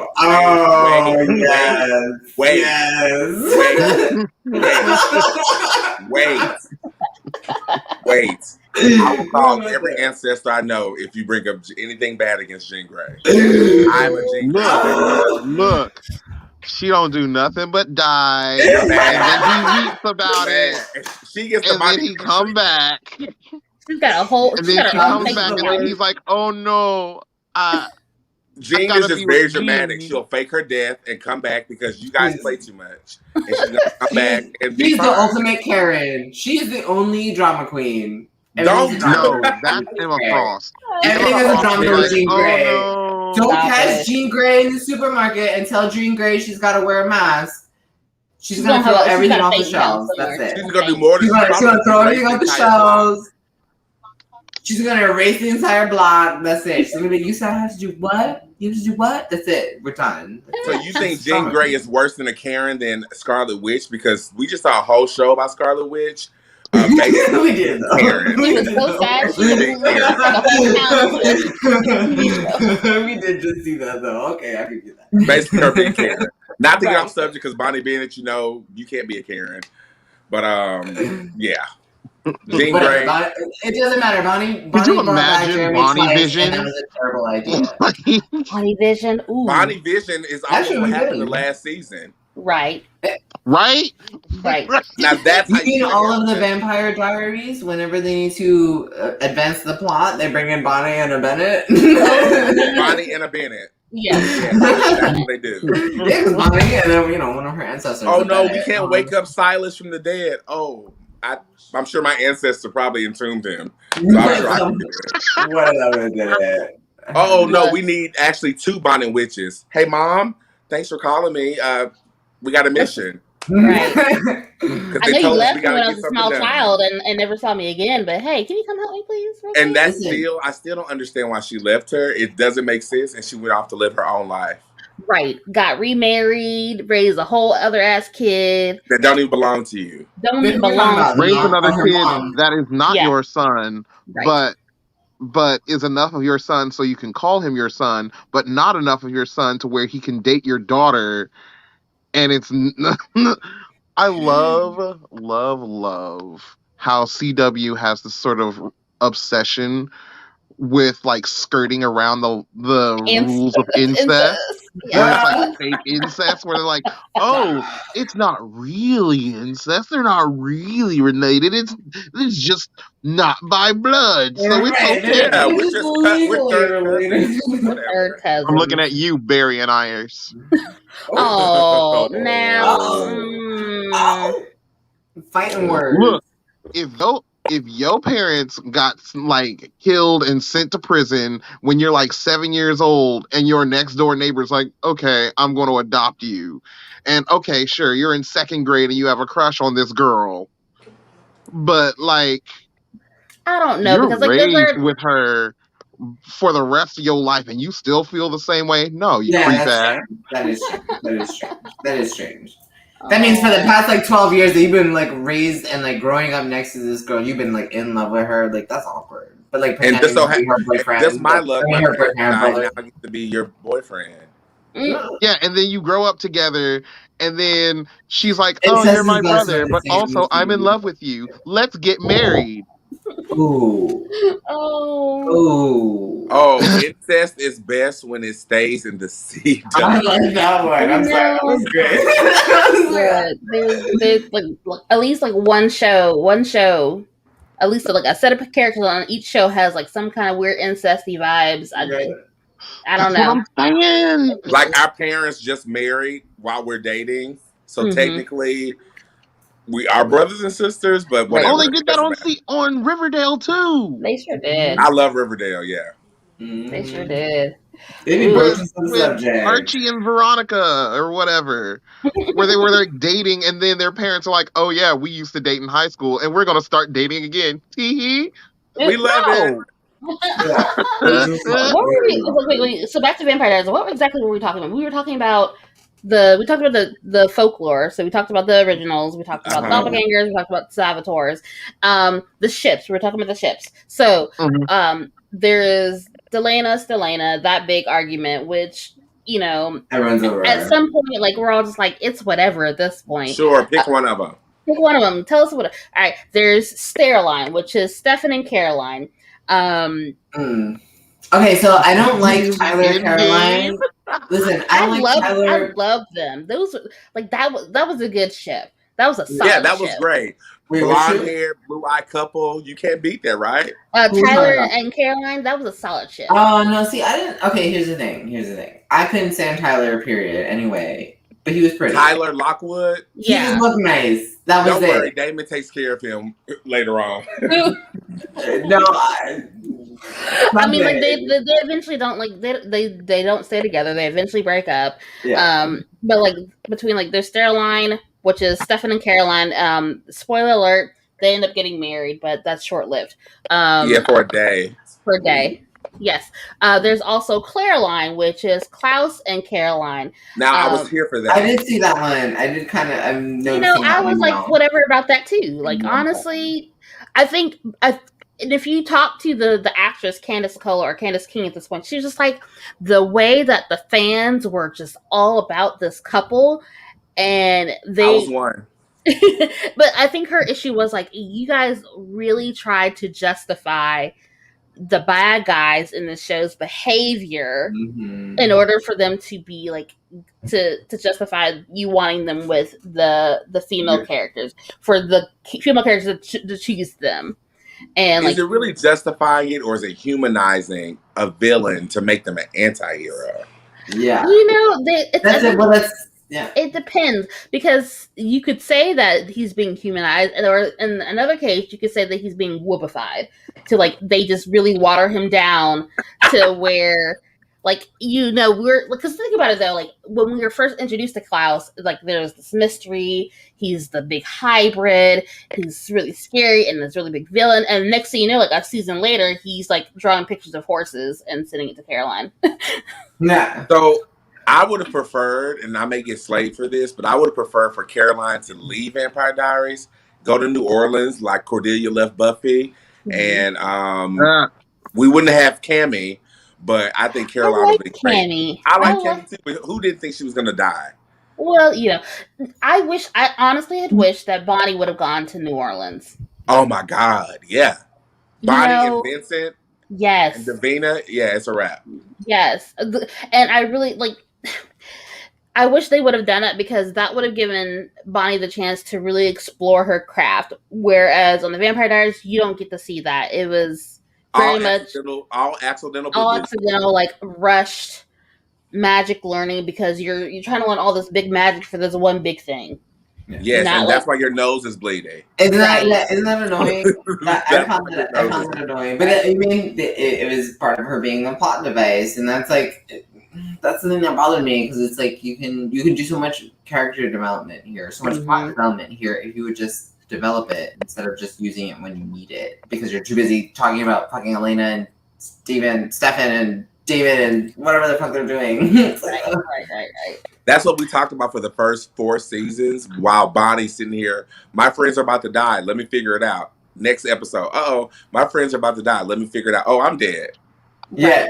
Let me come back so I can help my friends who let me die again. Thank you, Bonnie. That's another thing. Like Bonnie be doing all this stuff for all these people, but where's the thanks for Bonnie? Where's like the ultimate thanks? We're gonna give her flowers by the end of this episode. Right. We are, but Bonnie's real friends, Caroline, Elena, Stefan, they didn't even know their friend was dead. Right. They really don't. And like the thing is, like during the initial like airing of the show, like folks. Like there are lots of folks that did not like Bonnie because they felt that she was too self-righteous, and the fact that she didn't necessarily like just go with whatever the other characters wanted. She was really like a moral center for the show, and folks didn't like that because a lot of people put land on that pedestal being the moral center, and like that wasn't the case at all. Question: if Bonnie wasn't of color, would that have been the issue? It probably wouldn't have been, to be perfectly honest. Thank you. That's all I want to make sure you put that out there. So, like, Billy's question right here. So, speaking of Buffy, like, were there any LGBTQ characters or relationships explored in TVD? Yeah. Not a lot. Not in the early seasons. There were like 4 characters, but they were like blip and you miss it characters. There was 2. So, like, one of the Mary and Louise, the heretics. Mary Louise and Nora. Mary Louise and Nora. Yep. That's one. I love them. And then Caroline's dad, but meanwhile they're all villains. Yeah, Caroline's dad. Wow, true. Oh, I forgot about Caroline. Meanwhile, guess what? All these LGBTQ characters are all villains. One of the Gemini twins. What's the newer ones? The newer twins? The younger ones. The younger ones. Joe. No, the youngest one's the blonde ones. Elizabeth is not LGBT, but Joe is. Yeah, no. Joe was the one that married Alaric. Like there was a boy and girl twin. Oh, Kai. Ooh, wait, Alaric is younger than them. Kai and Joe were twins. Oh, Viv and Viv and whatever her brother's name was. He was gay. The brother was gay. Aaron, the brother was gay. Yeah. Yeah, he was LGBT. Oh, the brother didn't marry Alaric. The sister did. I was like, ooh. Luke can live. Luke, thank you. Luke can live. So Luke was Yeah, so Luke was yes, if I remember correctly, he was gay. We had Mary Louise and Nora. That was like an actual couple on the show. Toxic, but a couple. Right, because we didn't see Caroline's dad. Like he left Caroline's mom for a man, but we didn't actually see that relationship. We didn't really see Luke with anyone, but like Mary Louise and Nora were like the only ones you really saw on Vampire Diaries. You see a little bit more of it on the originals with Josh. With Josh, and then you have Freya and Kaylin. Yes. Keelan. Sorry, Keelan. Yes. So you see more of that in there. Can we talk about how Caroline's dad was gay, but tried to put her through conversion therapy for being a vampire? Yes. That was at any point did we have to like break that down? To be honest, thank you for bringing that up. That's a good level of tone deaf was. Although maybe it wasn't though, but maybe it wasn't because I feel like it was just kind of that was the whole point. Bro. I don't give the writers that much credit. I'm sorry. Anyone would know that. No, I did not give the writers that much credit. No, it was really just say, hey, here's a gay character. Okay, then you're dead. Thank you. Next story plot, Bonnie. Right.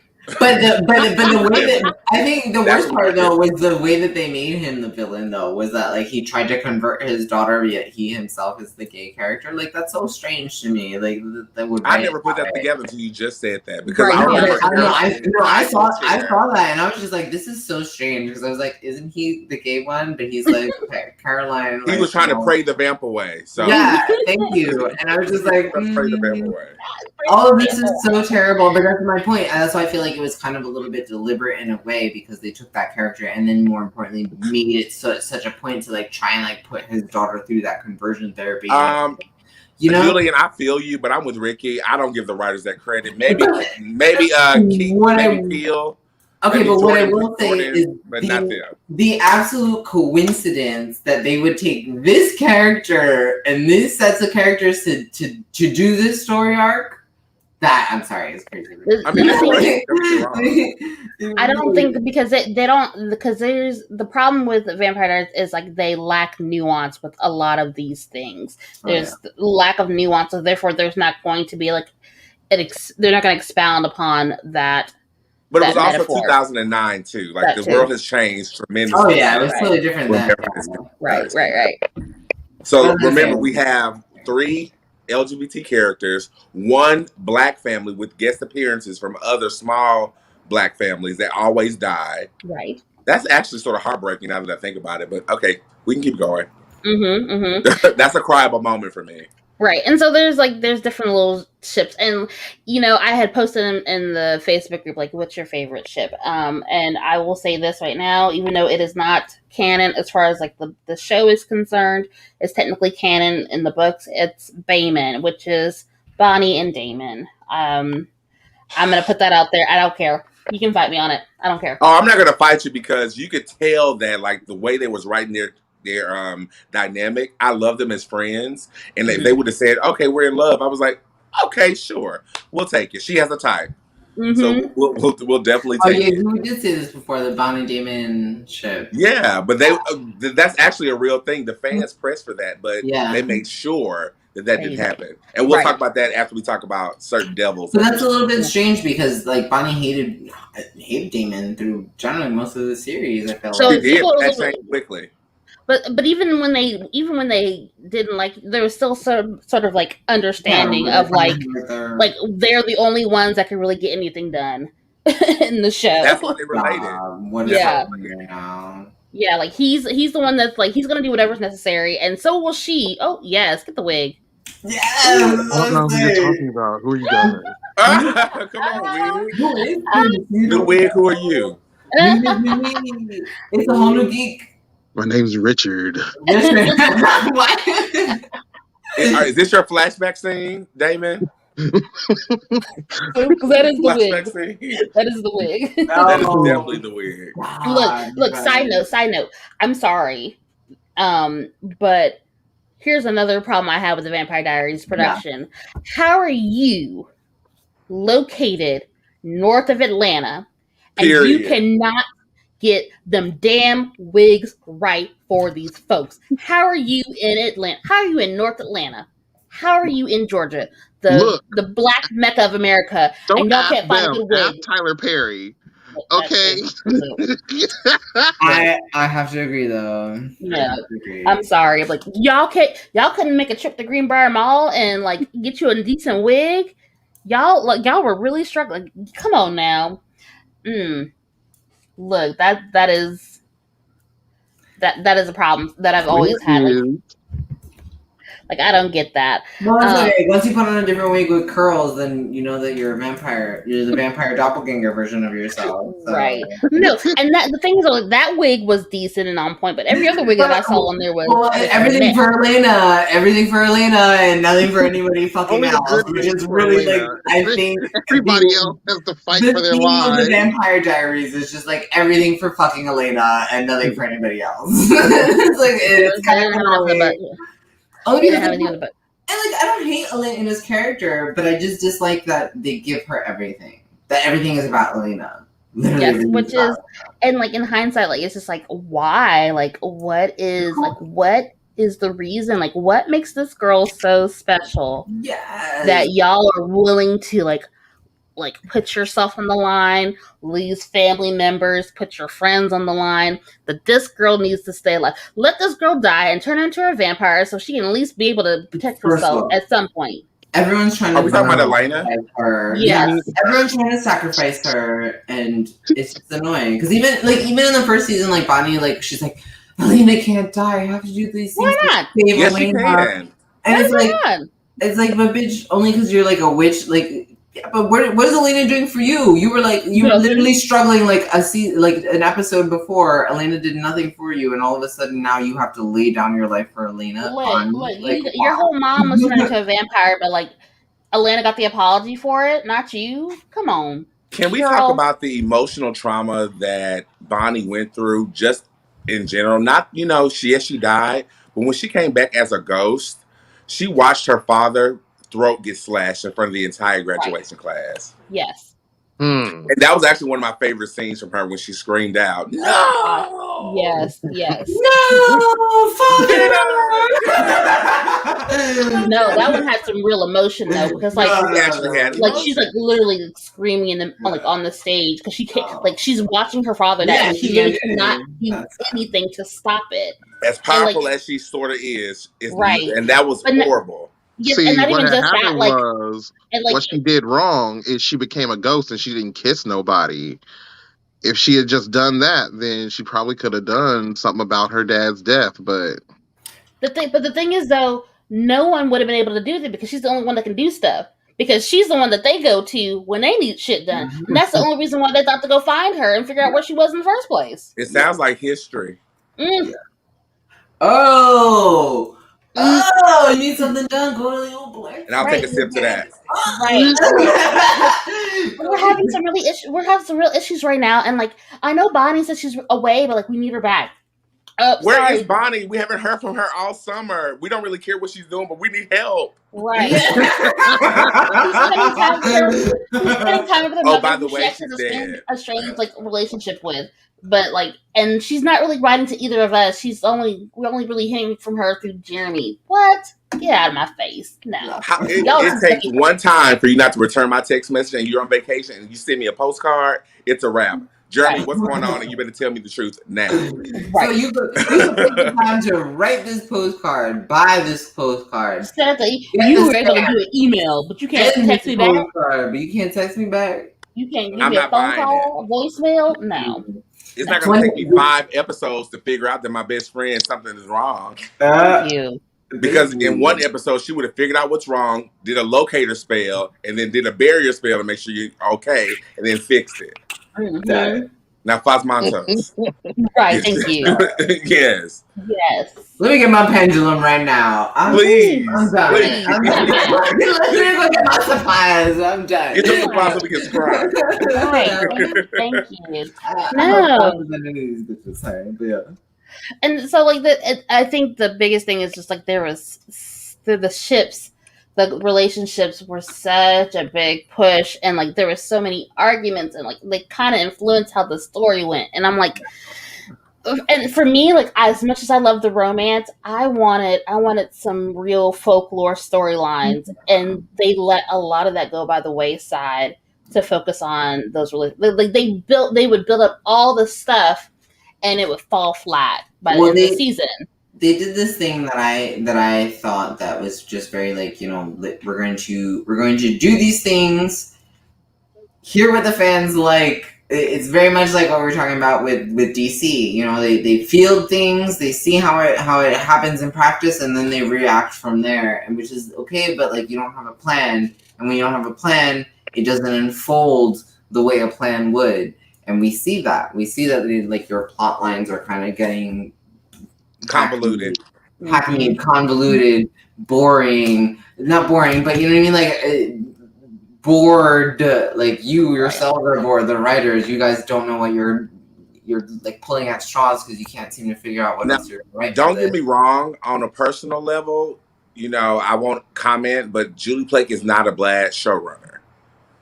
She's not a bad showrunner because for 8 seasons, The Vampire Diaries was good. Like rewatching it now is a little rough because I know what happens like with the originals, and that's when the show is really good. The universe gets good by the originals, but The Vampire Diaries is all about Twilight, teeny boppy, and then they grow up just a little bit. Mm-hmm. It wasn't terrible though because like I've never seen it before, and I've only started watching it for this. And like I was telling them before, I was like, oh, no, I'm like kind of watching it, and I'm like, but I'm actually kind of into it. Twilight couldn't catch me for a lot of similar reasons, I suppose. But Vampire Diaries is so much different. At the time, a lot of people were trying to catch that Twilight, like agreed. That Twilight. Although why I don't understand because from different angles, because up until the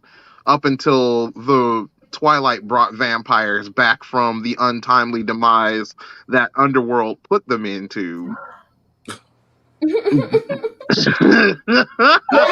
Underworld like that. Wait a minute. Underworld didn't kill vampires by themselves. It did not. No, they didn't and I'm going to get murdered for this. But they certainly didn't help. Between Underworld and the Interview with the Vampire trilogy. Yeah. Because Queen of the Damned was not the best.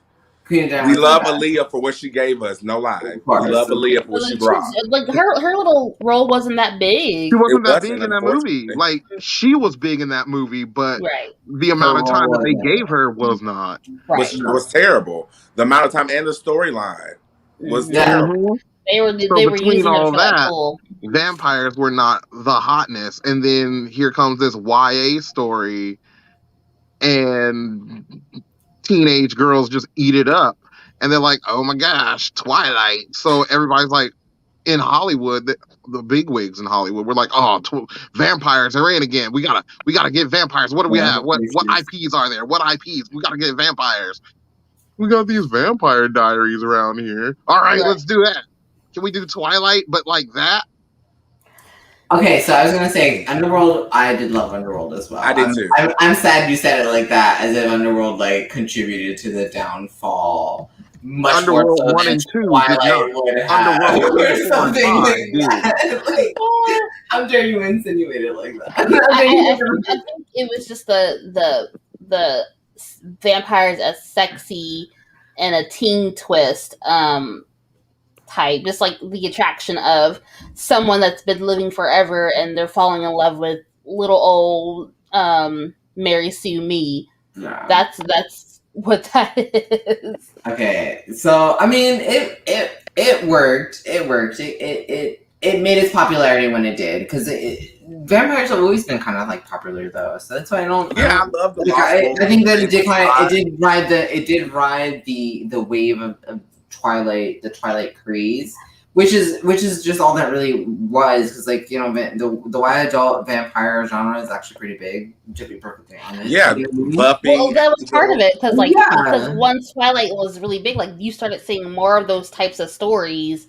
on the bookshelves. But the thing with Vampire Diaries is like it was able to outlast the Twilight, the Twilight phenomena. Exactly. Because the fact that like it lasted for 8 seasons, and by the time that Vampire Diaries came out, like the second or third book of Twilight was already out, and then we had already got the movie, and they were already working on the second one. Like, so like the fact that Vampire Diaries was able to outlast that, because it just ended like maybe like 5 years ago. Well, it is written definitely much better. Like they're both like YA genre, so it's like, you know, we're adults, so like we don't hate that genre, but it's just a little bit harder to like kind of get into it, because we're like, wait, we're much more mature than that. But as far as like that aside, side by side, Vampire Diaries is better. It's like, written better. By far. The plot lines, the stories are better and things like that. So it's like it's kind of a no-brainer that it did outlast it, even though generally CW didn't really take too much from the actual like Vampire Diaries universe. They took things, but they changed it around. Like they did what they had to do to it, kind of a thing. So, but it's still, but it was bound to last more anyway. And no offense, I mean. And spoiler alert. No offense to the actors in Twilight, but I'm sorry, but Twilight was shit. Twilight was shit, and then with no opportunity for redemption. So you have like an episode where okay, maybe it's written poorly in Vampire Diaries, you can come back the next episode and make up for it. You get me? Hopefully. That is true. Yeah. Hopefully, but you have more run. They didn't really capitalize on it, but they had it. Exactly. Twilight, you had 3 movies. You're going to get them right or you're not. You got me? Like the first one, they improved since the first one, but the first one was so terrible that I wouldn't. I'm sorry, I saw the second one, the third one, I barely saw them, but like I barely saw them. I didn't see them with any investment. Yeah, for sure. I don't remember part 1, part 2. And I certainly didn't spend any money to see any of them. That I spent money on the first one, that was it. And I said, never the fuck again. And that was that. You get me? So that's my point. So it's like, yeah, I saw the other 2, but I didn't spend any actual money to see those 2. Like, I was still not spending any money to see those 2. So it's like... you don't have to now. Like, you can find on the streaming service. Yeah, no, that's my point. You know, like, it kind of improved, but in general, like, just production, they weren't there. Vampire Diaries, even as a show, their production still was better. Mm-hmm. Yeah. All right. Question. Yes. Go ahead. No, go ahead. What are some moments, like your cryable moment from watching Vampire Diaries? I have a few, but what are some moments where you just like cry? You just can take it. Oh my gosh. Let's see. I think from when Bonnie was left alone in the prison world, and like she was just about to get out. And like Damon and Alana were there to retrieve her, but for whatever reason, they got caught up doing whatever they were doing, and like they missed her by a little bit. And so like you see her left alone, like they told her to meet her on a porch. They are sucked back into the real world, and Bonnie Bennett is just missed them, and she's sitting on the porch looking around, realizing that they're not there anymore, and she just sits and breaks down and cries because she's in this whole like other dimension by herself, and like she's already dealing with like that, and like she's traumatized from the earlier parts of it, and like to the point where like she's considering suicide later on. Like it was like that was so sad. This is the episode where they made a pact to, if they ever thought to do that, to drink the whiskey. Mm-hmm. Oh yeah, that was terrible. That was pretty tough. Yeah. Yeah. So like that was another great performance from Kat, by the way. And another one was, it wasn't like a sad cry, but it was like, oh my gosh, I wish they would expound upon this more. Was in the series finale, and Bonnie is trying to stop Hellfire. And so like she's got her powers, but then she also has the powers of all the Bennetts and all the Bennett ancestors. And so you see all the Bennetts that have passed away, like ancestors, Grams, Lucy, and they're all standing with her and like holding her hands, and like they're saying the chant together, and it's like the most beautiful moment ever. Yes, it is. And for a moment, I was like, I would totally watch a spinoff of this. Yes. But I don't trust these writers to give it justice. After that, I was like, I don't trust these writers to do a whole show about like black witches like that. They should let us do it. They should let us do it. But like that moment right there was so powerful. I love that moment. Yeah. I agree. Anybody else? Okay, I was gonna say there's a few, but honestly, I did cry when like Luca died. I was like, really? Luca's death was kind of sad for me because I'm talking about some of like the more recent ones because I'm fresher in my brain. Also, Rose got me really bad. I cried a lot when Rose died of like the werewolf bite when they first introduced the werewolf bite and how to kill people and things like that, and just like it. For me, it was because it was one of the beginning moments of me like starting to see Damon in a different light, and really like redeem him in my own spirit. I was just like, oh, okay, like you do care about this girl, like you know, like, you've known her for like hundreds, you've known her for years, and it's like, okay, you're out here just being an asshole, and like you're just being an asshole, and like you're nice on the inside, but this is like, oh, bitch, you're really nice on the inside. I was like, oh, okay, like that was a sad moment for me. I cried actually pretty hard on that one. Yeah. I cried quite a bit, like throughout the whole franchise, honestly. But specifically for Vampire Diaries, I think when Liz died, that was rough. That was rough when when Caroline lost her mom. Yes. I thought that was really rough. And then there was an episode when they found out that Bonnie died and they gave her funeral. I wish I would have cried at that. I'm sorry. I'm so sorry. And then there's one more when they were saying goodbye to someone. Oh, no, they weren't saying goodbye. I don't think I really cried, but it was touching. And that's when Elena turned, but they gave her a birthday. Yeah. And Bonnie, of course, made the candles light. And that's true. Oh, yes. Well, asleep.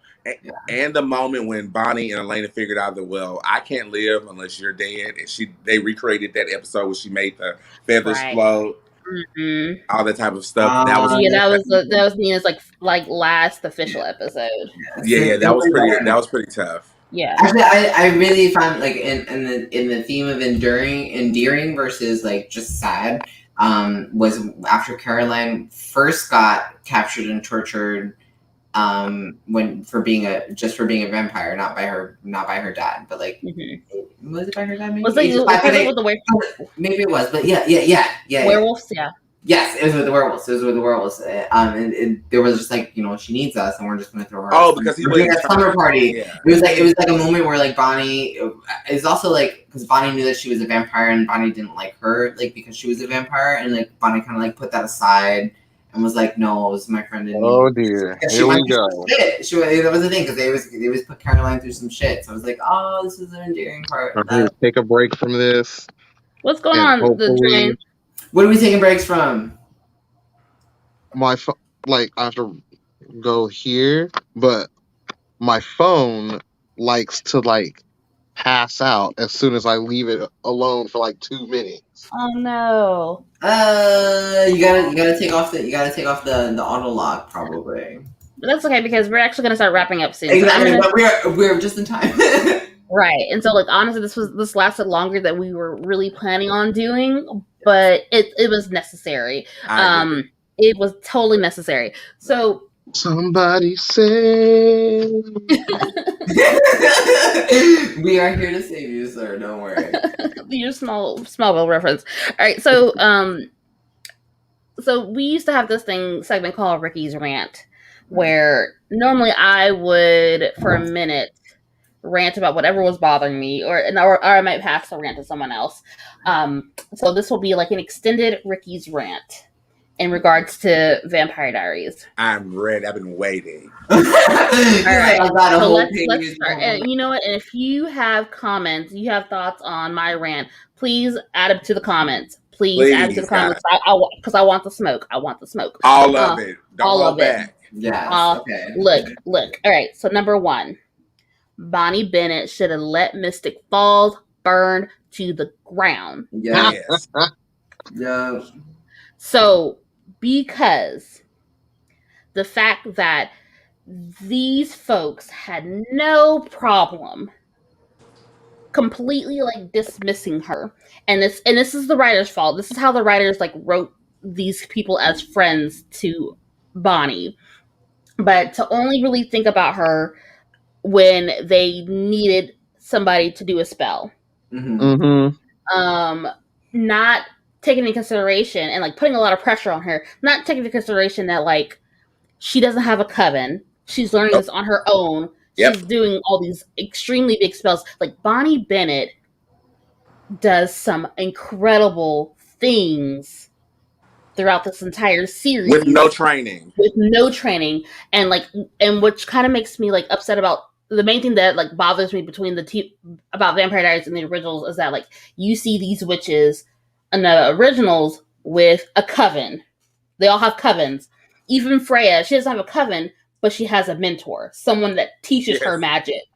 Bonnie Bennett had her grams for a smidgen and dies. And books. And a professor who manipulated her. Thanks a lot. Yes, thank you. And she's still expected to do so much. Bringing Jeremy back to life, taking on expression. I love that part of her, actually. Yes. I was ready for like an evil Bonnie. I was ready for it. Dark Willow me, please. Yes, please. Give me Dark Bonnie. I wanted it. Bad Bonnie. Yes. I wanted a bad Bonnie. Look, I was all about some bad Bonnie. Expression, Hellfire, being a Slayer. The Anchor. My God, like all her these resume things. Is disgusting. Right. And not to mention making everybody like magical talismans and the fucking rings. Everyone's got you don't really want any vampire in this fucking show. But the characters, the writers, and the fans refuse to put respect on Bonnie Bennett's name. Facts. Despite all that goes on. They all want to say that Bonnie's irrelevant. No, bitch. Bonnie's magic. Bonnie's familiar magic is the essence of the entire Vampire Diaries universe. Yes. The entire universe. The entire universe. That is the Vampire Diaries. Nobody in the Vampire Diaries would live like beyond season 4 without her. Well, honestly, we wouldn't have a show without her whole bloodline. Right. Facts. Right. Yes, the Michelson witches are very, very strong. Right. But they're not taking that away from them. But when the woman who created the vampire curse mentor is a Bennett. Right. And it's a like a bastardized spell of the original immortality spell. A bastard spell is a great it is a bastardized spell of the immortality spell. Let's be honest about that. Like you would not have your originals. You would not have your precious Klaus, Rebecca, Elijah, whatever, without the Bennett magic. You wouldn't have the doppelgangers without Bennett magic. Thanks, Ketia. Thank you. You would not have any of that. And the way that fans are just so quick to dismiss her because I'm gonna say it right now. It's the issue of women of color in Yep. fantasy and sci-fi, particularly Black women in sci-fi, where they are relegated to The some oracles, and the serious assistants. yes, the assistants, the worst stereotypes, like Bonnie Bennett. Love Bonnie Bennett, but she was a combination of two tropes: the magical Negro and mammy, Yes. And the what? and the mammy. Absolutely, because you Because it's something like substitute magic for cotton, it's the same thing. right. And the thing is, though, like she was so, for the most part, fairly desexualized for a good chunk of the show. Mhm. You know, like even she, like with Jeremy, they weren't like, you know what I mean? they eventually did, but like it was just very much like, okay, we're White just putting savior. white savior. Like we're just putting her with someone because Yeah. folks want her to have romantic relationship. And even then, like the writing for Bonnie Bennett was very questionable. The fact that like Caroline Forbes was not a big character in the books. A lot of the storylines that you got for Caroline were actually Bonnie's. Facts. Yeah, so those were actually Bonnie storylines. The fact that like Caroline has so many relationships in this series, but you relegate Bonnie to Elena's kid brother cousin. Who isn't even in the series? Like they made Right, up exactly. Wasn't even in the series. Love that A random witch that dies shortly afterwards. Her kind of stepbrother, and like you have these like she's kind of just they're just kind of like added in there just to kind of let's give her somebody. It doesn't matter. We can't give her Damon because he's a main character. Let's do. We can't give her a main character. Right. She has to have some fly by night. But Caroline has had a relationship with. She had a relationship with Damon. Character. Right, Damon. Regardless of the fact that it was an abusive, sexual assault. Yeah, it was some kind of relationship and a romantic interaction in a sense. Stefan, Tyler, Matt, all the main guys except for Jeremy, Klaus. Like she's got some love interests. Alana had the two main guys. The whole show. And all of her doppelgangers had the two whatever brothers involved, and you know it was an afterthought for her. Everything about her journey was an afterthought unless she was being of use to serve some type of plot or do some type of spell that she didn't even know she could do. And again, I take my hat off to you, Bonnie Bennett, because you had no training and you was popping out spells. You killed an original because you killed Cole on Vampire Diaries. So you had no training. You killed an original. You did all these things, and nobody. She almost took down Klaus. She would have killed Klaus. Yes, she could have. Yeah. She was like this close. If it weren't for Elijah, she could have taken down Klaus. That's how good she was. She was this close. What was that face? That was that face. Oh no, my cousin is here. She said that she couldn't kill Klaus. She almost did. She almost did. So what are you talking about? If it weren't for plot devices, Klaus would be dead. It's the nose bleeding for me. It's when her nose started bleeding. That's when it's over. There was like, cue her blood now, so she won't kill Klaus. But Cole, he can go. Right, but even the only reason why like that plan with Klaus didn't work is because Elijah, the one that started the whole thing in the first place, changed his mind last minute and decided to save him. Like if that hadn't happened, I bet you Klaus would have been dead. You remember that episode when I think it was maybe the first season finale or sometime in the first season, Jenna was still alive barely. They were doing the big spell, and Bonnie came through like a wrecking ball. She was holding that hand out and she was chanting all this. I was like, come on, Bonnie Bennett. Yes. And don't even know what she's talking about. But popping up around her, trees falling down. The wind is blowing. Everybody's about to die. She don't even know what's happening, but she knows she's doing something. Right. And you can't tell me that's the baddest girl. Rick, you have to tell everyone how not only how Bonnie was treated, but how Kat was treated. Because that's the worst. That's the worst. And part of that is, like I said before, the issues of being a woman of color or a Black woman in the sci-fi fantasy world is the mistreatment. So the way that they write your characters and the way that a recent video that was put out like a year or two ago on YouTube about just like the treatment of Kat Graham on the show, knowing that like she wasn't allowed to wear her natural hair for Bonnie, just racism on the set. Like there's a couple of actors on that show that like I will forever side eye. Alaric. Oop. Yes. Alaric. Straight up Trump supporter. Yes. Yes, He's definitely that. He's definitely that. And he's anti-trans. He made a trans statement on Twitter. Yes. Yep. And the way that like when the fans made it very clear, and like the issues that I've had with the writing for Bonnie Bennett it's not new. It's not something that's just been like came up. Like the fans of Bonnie Bennett have been talking about this for years and have brought it up to the writers for years, but it's very performative. And so like when I see like Julie Plec now on Twitter talking about like Black Lives Matter, but like, okay, cool, but like your writing, are you going to address your writing for this character, the one Black remaining character, regular character on your show that you've made this career off of, and the treatment of that? Like, are you ever going to address those issues? And she has yet to do that. And now that she has like a new show coming up with another book series, The Vampire Academy, and they have a Black female lead, and I'm like, okay, cool, like, but how are you going to handle that? So like there's like, I can tell you, you can wait a minute. Yeah.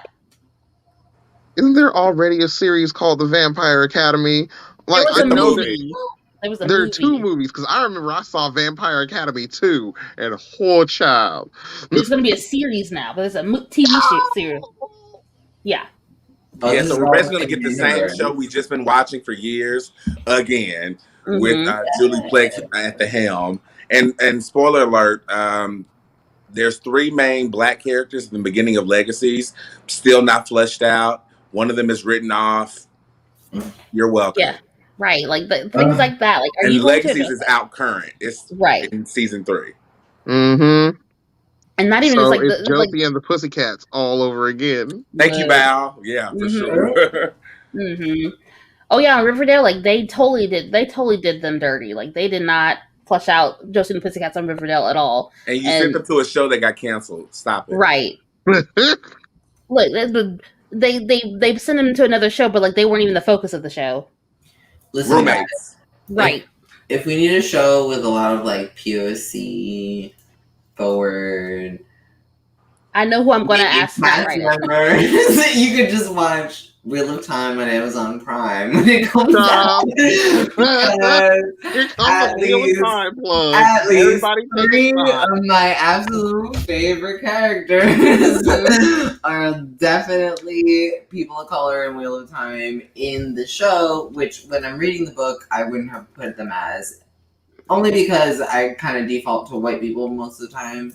That's a problem for everybody, though. Which is a problem for everybody. It is, but it is that. So it was really refreshing to see that, like, my favorite characters are. And if you also want to see something that has diverse cast with magic, shameless plug. Yes. 4 out of 5 of my main characters are people of color. So, here we go.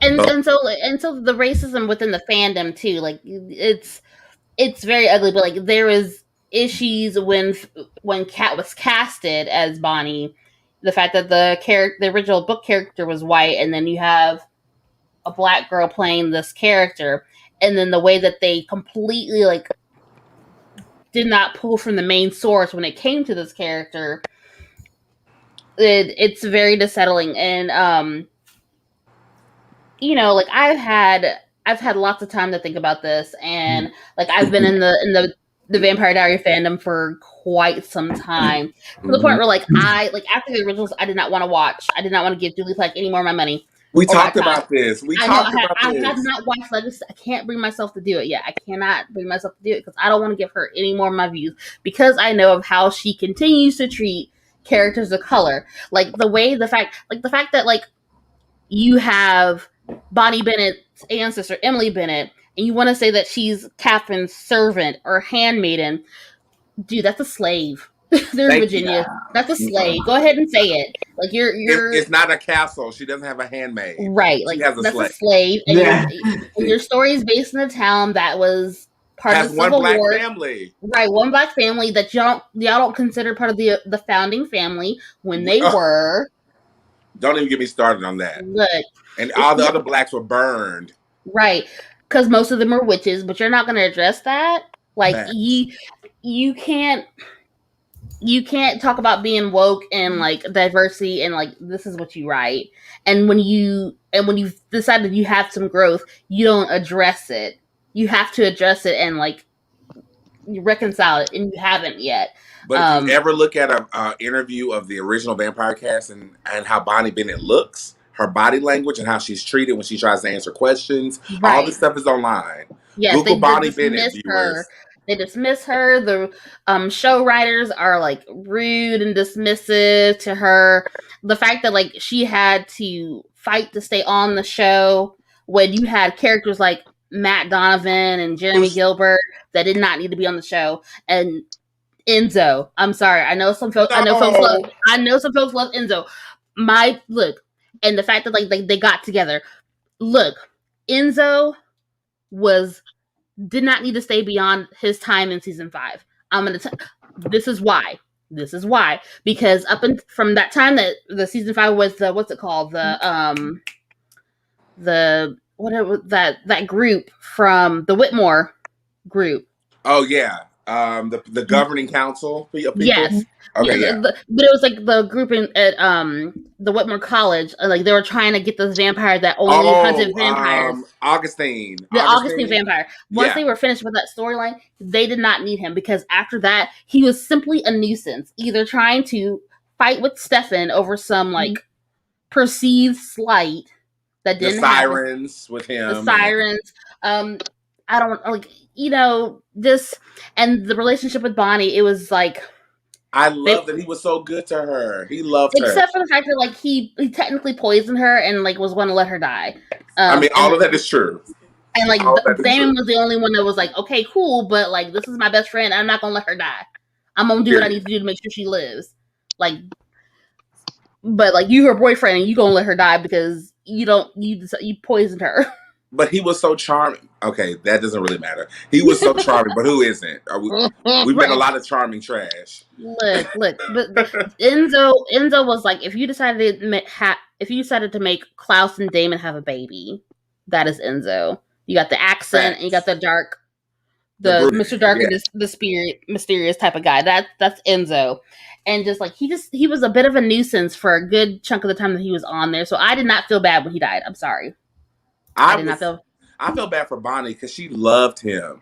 I understand. But that also adds to the fact that like she could not catch a break in any sense of the word. No. Like Graham's dying, Dad dying, Mom being turned to a vampire. Her last living like Bennett witch was dead. She didn't even know it. Enzo dying, and then like they send her off to Africa. And she loses her powers, and then she gets powers and all this stuff. Like what that pissed me off too. At the end of the series, they just decided to send her to Africa. No particular country. That's where she should go to learn about her powers. Right, but that's not a specific country. The entire continent. Why? Not a country, not a province, not a town. Just Africa. Just Africa. Africa. Because what if she's indigenous? She's black. She's black. She must be Africa. Just send her back to Africa. Unless she'll come back with all these She could be Native American and be black. Look, if we want to really be honest. Exactly. That's my point, though. But we're talking about an American view of it, though. The way you're right, Julia. Send them where to Africa? I'm sorry. Right. I am not Mexican, but the American view is send me to Mexico. Send me to Mexico. We're not all from Mexico. But you're not gonna send my girl Bonnie to New Orleans where all the other black folks are to learn some magic. You just gonna send her to Africa. I would be more surprised if she had like some hoodoo or like voodoo ancestry. She's definitely biracial. It's clear that she's biracial. So she may be, I don't know. Well, not in the show. In the show, both of her parents are technically black. Oh, that's true. Yeah, Kat is biracial, but in the show, she's coded as full black. Full black. I mean, if we do like a historical check, she was there already. Right. Like if we go to her ancestor who helped Esther, is that pre-slavery? That is pre-slavery, right? It was Ayana. So Ayana was there like probably colonial times at least. So that may have been okay. Ketsi is definitely pre-slavery. Yeah, Ketsi was, but that was like somewhere in. It felt like it was Europe, in Greece, maybe. Right? In Greece, which felt wrong. But she was technically a traveler, so that's like honestly that could have been like she could have been Romani. To be honest with you, I mean, Elena was a traveler too by blood, right? Because Catherine was too. So yeah, there's so much they could have done with her story. There's so much, and they built so much of the world, but they don't want to expand upon it. Like there was so much they could have done, and they decided to dismiss it for things that like made everything else fall flat. I have a question. Why is she the last Bonnie Bennett? That Bonnet. She is the last Bonnie. I'm not sure. Because I think at that point they were just saying like the Bennett clan was like very small at that point. In Mystic Falls. And when they did that spell, at least. But, like, they did that spell with the bell. Yeah, because like you don't hear anything else besides Lucy being a relative. You don't really you hear a little bit about like her father's side of the family, but her father is not a Bennett. Her father is something else, and so like there's no other connection. So like all we really know is straight from like her mother's line, and as far as we know, like they're all dead. That's a quick pen move to say, long lost cousin, new show. Very simple. Right. Or in New Orleans, your cousin is there. Go. Right. That would have made sense too. Like I said, it should have been on the originals. It would have been. Should have been on the originals. Kidnap her, abduct her into a new coven. Tremaine, the quarter witches, whatever you want to put her in. She could have. And the fact that, I'm not gonna get into that because that's a whole other thing. The fact that like they didn't want to talk about witches in the originals when they first started talking about it, but that's right. It's in New Orleans, the land of voodoo. Yeah, I thought witches weren't going to be the focal point. But it's not a witchcraft. It's not a witchcraft that it's not a witchcraft that they're familiar with. So it's not about witchcraft. The show is not about witches, but actually the entire universe is about witches. Yeah. Right.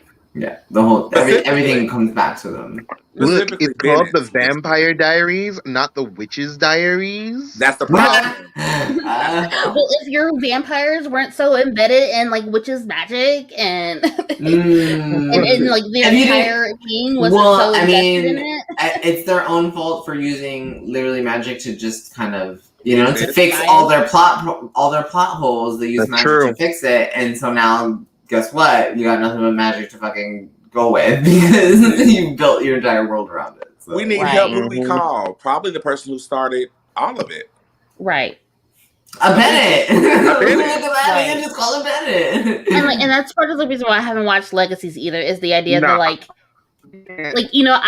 because of the treatment that she had to experience while filming the Vampire Diaries, like I would be totally okay if Kat Graham never went back to that series ever again. Like I'd be okay with that for her because she's doing okay now.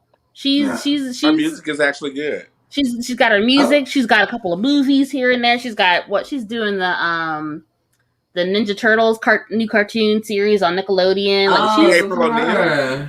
She's April O'Neil. Good for her. Yeah, so I think April O'Neil. Like out of all that cast, still super good. Like out of everybody in that cast, like she's probably the one that's still like consistently working. Yeah, I'll go for her then. So like, shout out to her, but like I'd be okay with that. But it's just like they still try to pull the whole Bonnie thing in with we need her blood. Okay, cool. Justice for Bonnie. Right, but like you don't Justice for really, Bonnie. Right, justice for Bonnie, and like y'all don't really acknowledge the fact that like she's so important to your story. No, she is the story. She's the story. If you kill Bonnie in episode 1, every last one of them hoes are dead. Damon, Stefan, Elena. So, quick question. Caroline.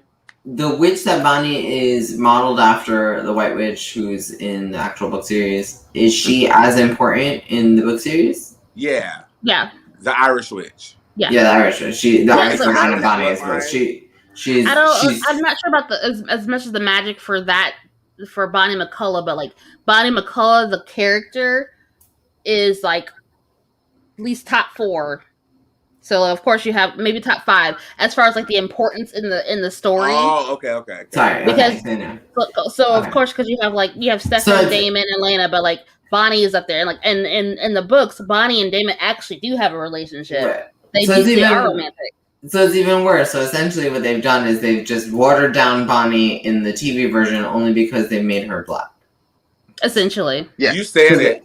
Because if she were redhead, white, Irish girl playing Bonnie McCullough. You know how they feel about whitewashing Bonnie McCullough. All the redheaded characters. It's like a redhead genocide. They're trying to get rid of all the redheads. Well, I guess Chucky's gonna be black next. So. They only changed redhead into black people. Like April O'Neil, she was redheaded originally. Mary Jane Watson, Bo from She-Ra, Iris West. Ariel. Yeah, we can't forget that controversy. Ariel, she's my favorite Disney princess, but Ariel is. She is so toxic. Oh my god, she really is. But she had the best. She had the best songs. She had the best song and villain. She had the best soundtrack, but that girl is a mess. All for a man. Okay, girl, you'll learn. You're only 16. Also, Also, you're 16 and you're doing 90% of any of the things that you're doing at 16. Like, no. Like, what? No, honestly, like, the King Triton was right. Let's be real. Thank you. Yeah. He should have beat her ass and like put her and like grinded her. After you destroyed all her things, you should have drugged her all across that seaboard. Thank you. Yeah. I wish my daughter would. But okay, so rant over. Yes. Rant over. If you guys have like anything else you want to say about it, you know how to reach me. My Twitter is on. You leave me a message. I'll talk about this all day. Look, we can talk about it at _ Rickey Z. That's RICKEYZ. But that's the end of tonight's episode. Hopefully Jermaine can get back on here. So thank you so much for watching episode 1 of season 2 of Geeking Out. We are so thankful to be back. We're so excited to have our new friends to join us on this Geeking Out journey, and like get ready for some really exciting and interesting conversations. And the next important thing is that instead of airing every other Monday, we're airing every Monday now. Yeah. So get ready to put us on your calendar and watch us every Monday at 8:00 Eastern Standard Time on YouTube, Facebook Live, Twitch, all that good stuff.